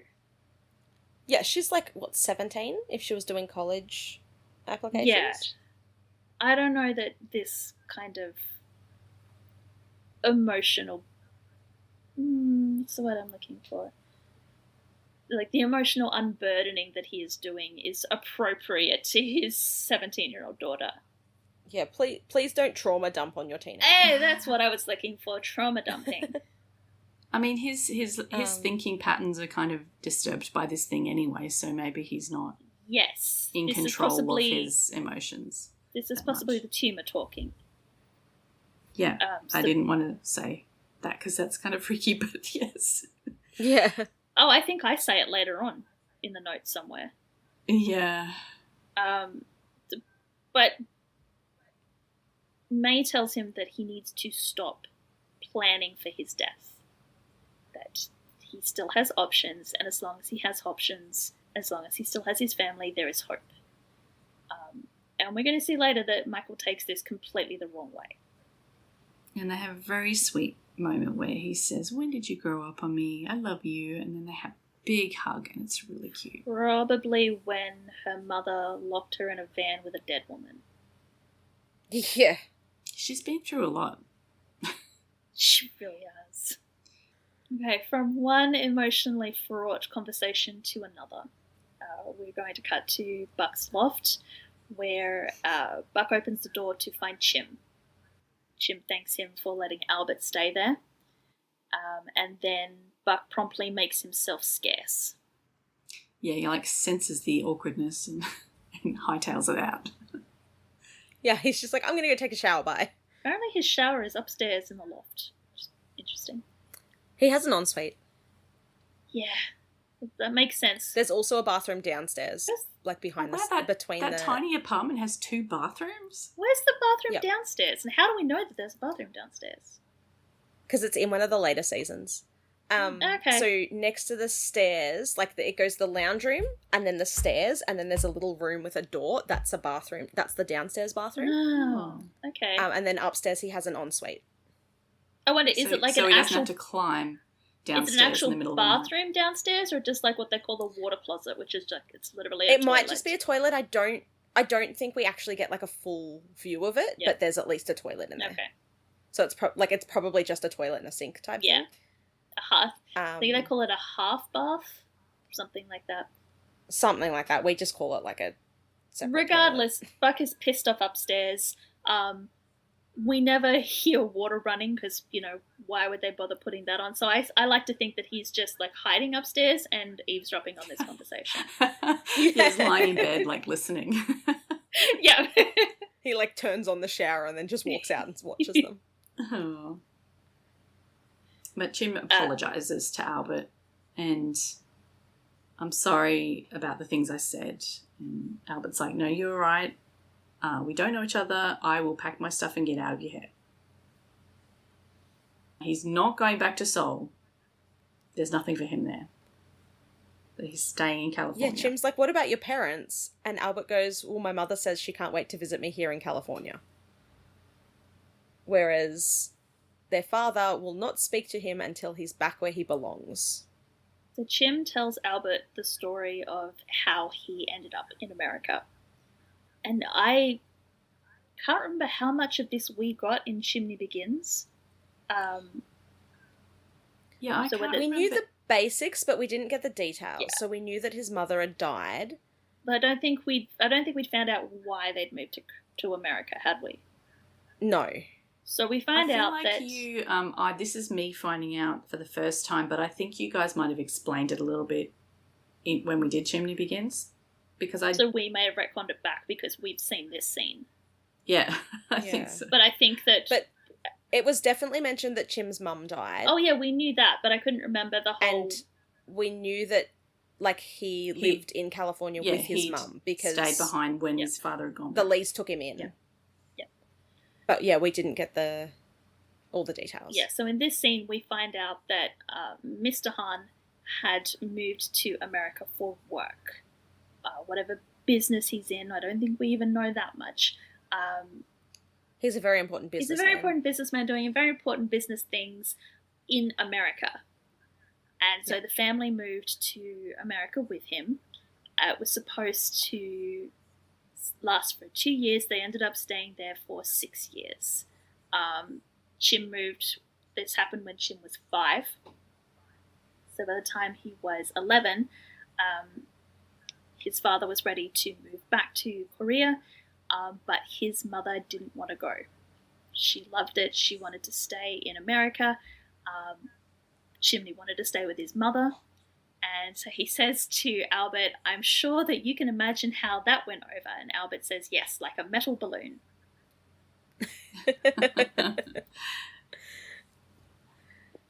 So Chimney corrects that it's a lead balloon, but yes.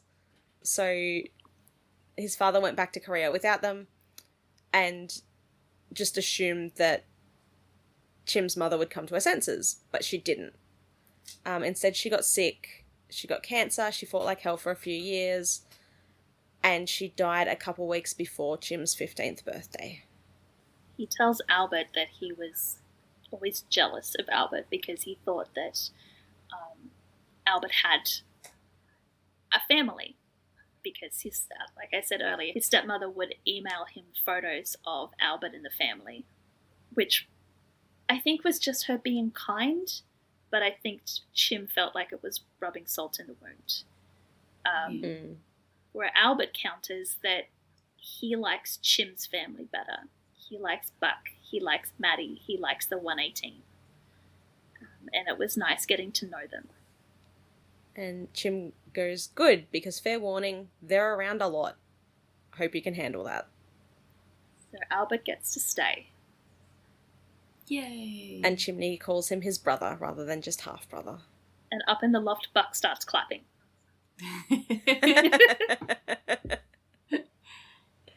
Buck's like, yes, a new bestie! I get to keep my friend! Not allowed a dog in this loft, but I can have an Albert. Oh. So after the commercial break, we go back to the Athena house.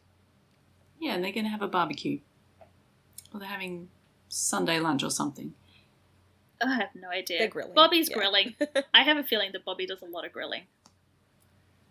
We do see him doing a lot of grilling. Yeah. But yeah. Michael brings out adult iced teas for him and Athena, and normal iced teas for Bobby and the kids. And Athena questions whether he should be drinking if he's having brain surgery tomorrow. And he says, well, actually, no, I'm not having surgery tomorrow because I cancelled the surgery.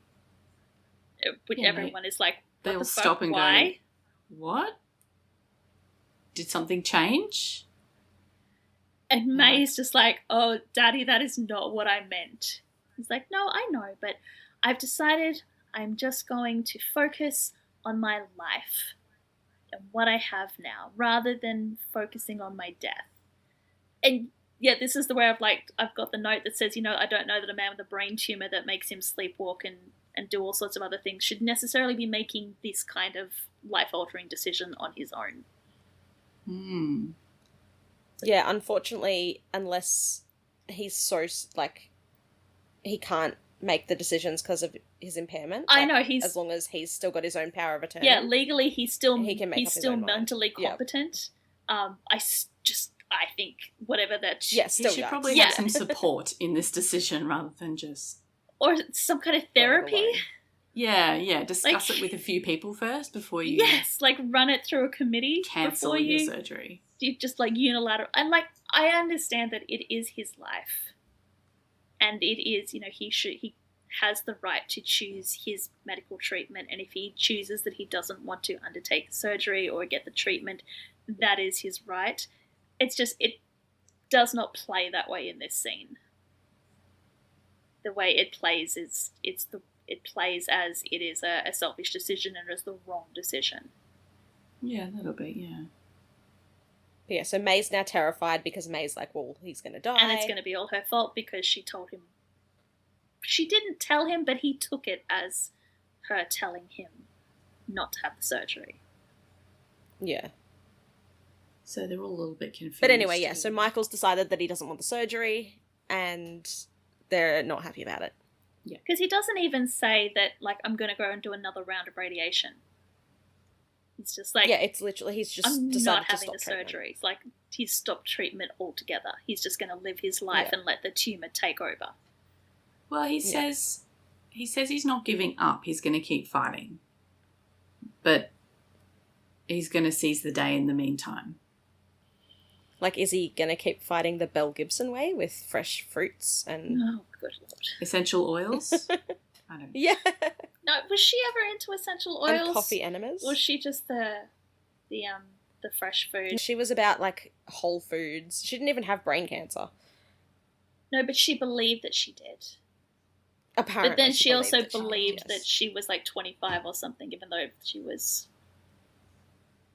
No, but one of her birth certificates said she was 25, so she was living as a 25-year-old. What are you talking about? Can you tell? What are you talking about? Can you tell I just finished apple cider vinegar? Please watch apple cider vinegar. Oh, that woman. Okay. All right. Okay, now I know. I'm so glad that Bex also knew that what I was talking about. Otherwise, I just would have been rambling like a mad person. Mel confused Gibson was for a all while. over my TikTok for a little while, and especially that 60 Minutes interview with Tracy Grimshaw. Oh my god, the 60, yeah. At the time, I believed, not at the time, Belle. Did you ever have cancer? I believed that I did, yes. Anyway, before we go off on a completely another tangent, while the Athena... Bex and I will be covering apple cider vinegar in the next episode. See, I haven't even watched it. I just remember all the Mel Gibson shit from when, oh my when god, it watch actually it. It's happened. so good.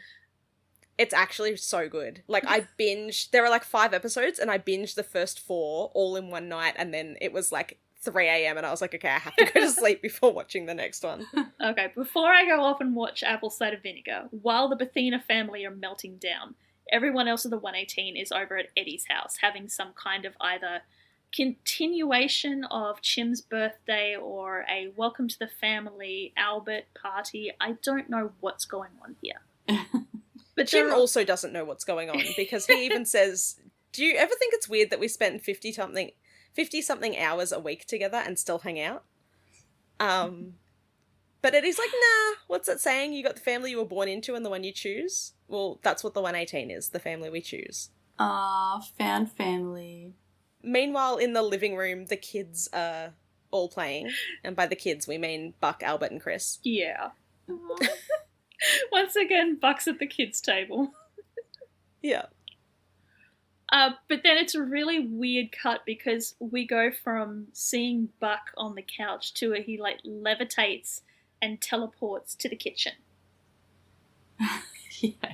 He walks into the kitchen, he tries to take something off one of the plates that Maddie is in the kitchen by herself slaving over all the food in Eddie's house. I don't know what's going on there. Yeah, I thought they were at Chim and Maddie's house for a while until Buck says this next line. Until the line? Yeah. And I didn't even realise they were at Eddie's until that point. Yeah, so let's like speed run to get there. So Buck brought cookies and is annoyed that Maddie hasn't put them out. Maddie says it's not time to dessert, and why are you acting like you made them yourself? Buck's like, I drove myself to go buy them. Yeah, good on you, Buckley. You can drive. We're so proud of you. He doesn't understand why he had to bring cookies in the first place, though. Yeah, so Maddie shamed him into bringing something. And Maddie goes, because it's what you do. When someone invites you to their house, you don't show up empty-handed. And Buck says, this is Eddie's house. I'm not really a guest. Aww.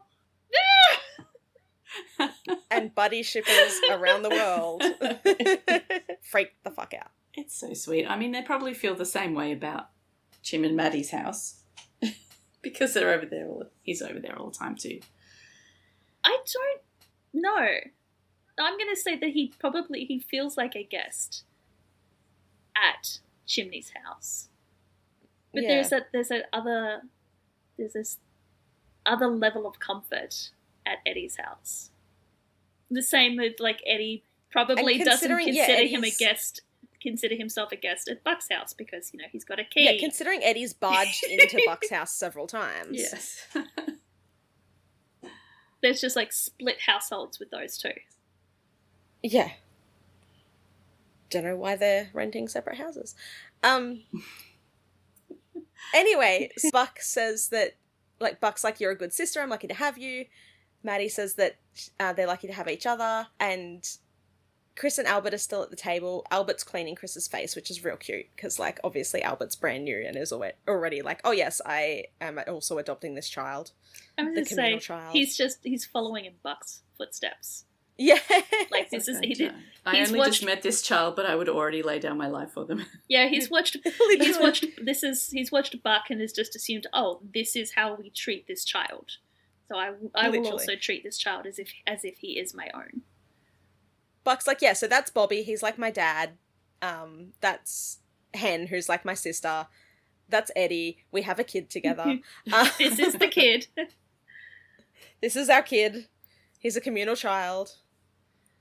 But while Albert is being like really cute with Chris, Chim's sitting on the couch and Maddie's standing behind him behind the couch. They're watching this go down at the table, and they're both They're both very touched by what they're watching. Maddie says that he's very sweet, and she's amazed that he turned out the way that he did, if what Chim has said about his father is to be believed. And Chim says that who he is now has nothing to do with their father. Maddie apologizes. She's sympathetic. She's sorry that Chim's father wasn't there for him, that he then says that Chim deserved better, and he says, you know what? I had better. I had the Lees, and now I have all of you, and I'm pretty lucky. Aww. Yeah. I love that we get the Lees back.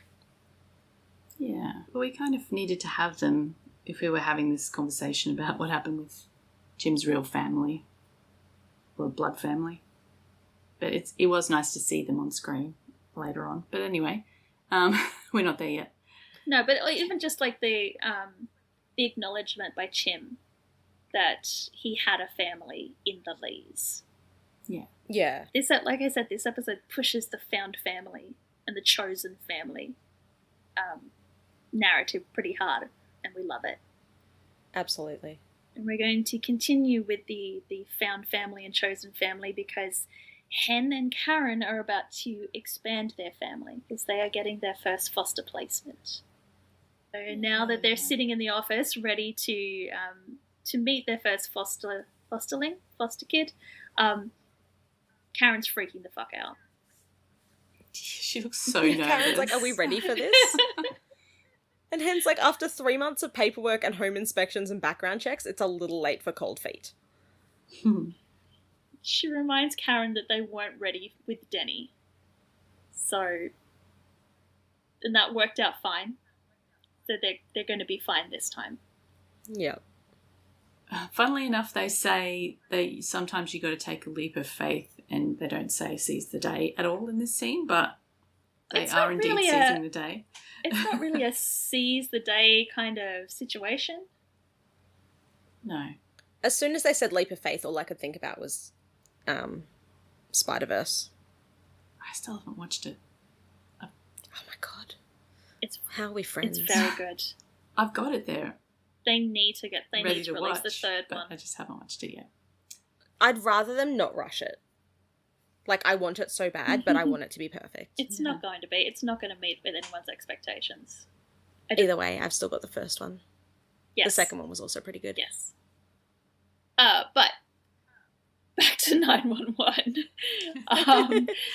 As Hen and Karen come to the understanding that yes, they can do this, they have to because the door opens and I'm guessing she's CPS officer, social worker, I don't know. Yeah. Some woman walks in with this adorable little black girl in her arms and introduces her as cutie. Nia. And Karen and Hen look at this little girl like she is the most precious thing on earth. Oh, she is, though. She is the most precious thing. She's so cute.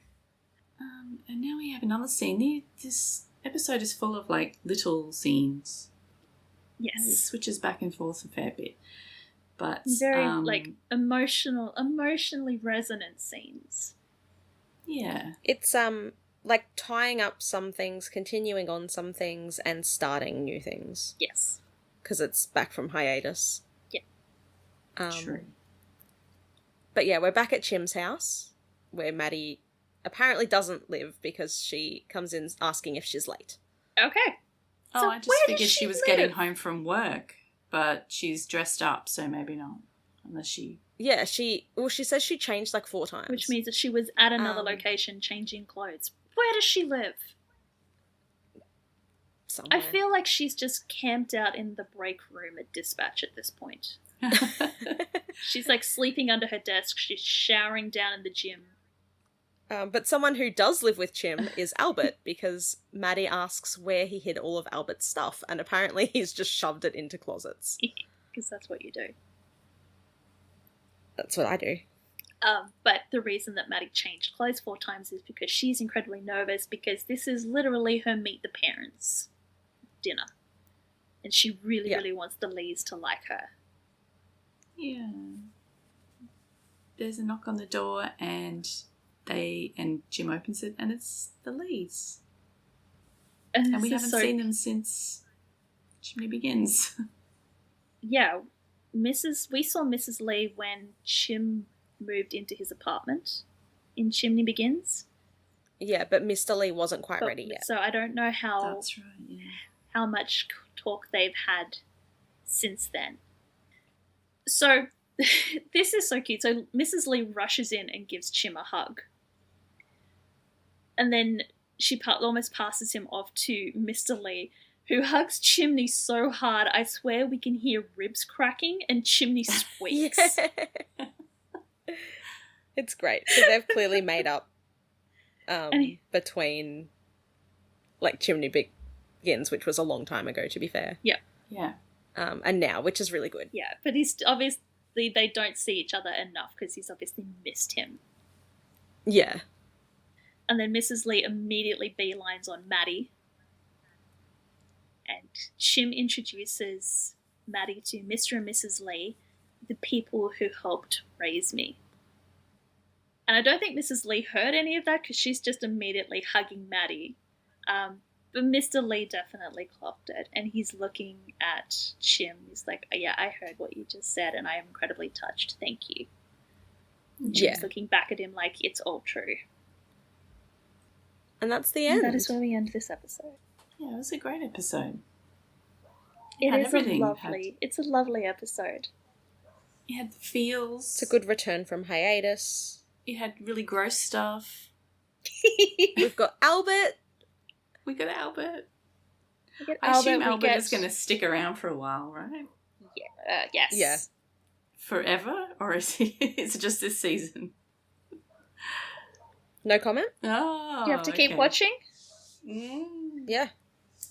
But it was good. I mean, we had the episode title kind of shoved down our throat a little bit, but it didn't feel obnoxious. We had good ensemble as well as individual storylines for most of the characters. We had action packed in. There was action, there was drama, there was laughter. There was fish down throats. There was tears. It's a good one to come back from. Back from hiatus with. Yes. Yeah. Yeah. So what's the second half of the season going to bring? Well, let's start with next week. What's next week going to bring? Next week, the 118 respond to a viral stunt gone haywire. It was supposed to be a disaster at a couple's fishing trip, but we've already done that. And an epic first date fail. Oh, God, is that this one?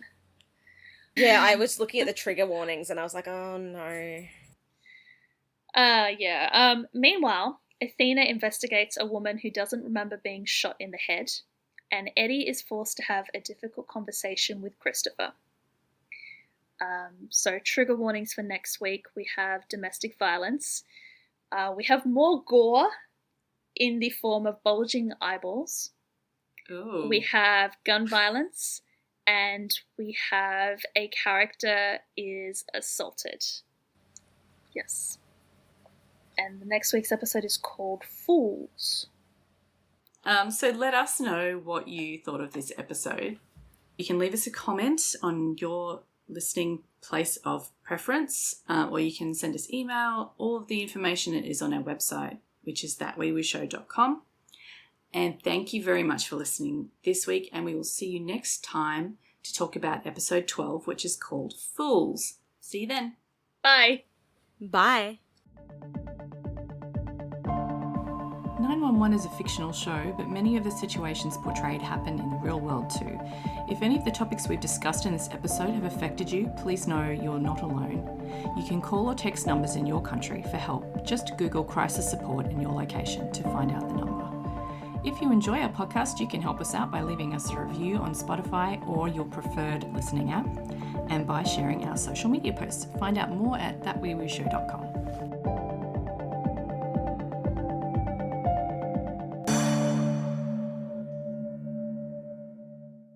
I mean, to be fair, you did watch 911. You just watched I watched the wrong season episode. 8. Oh yeah, how are we feeling about Like, you don't have to tell me any details, but is it positive? Good episode?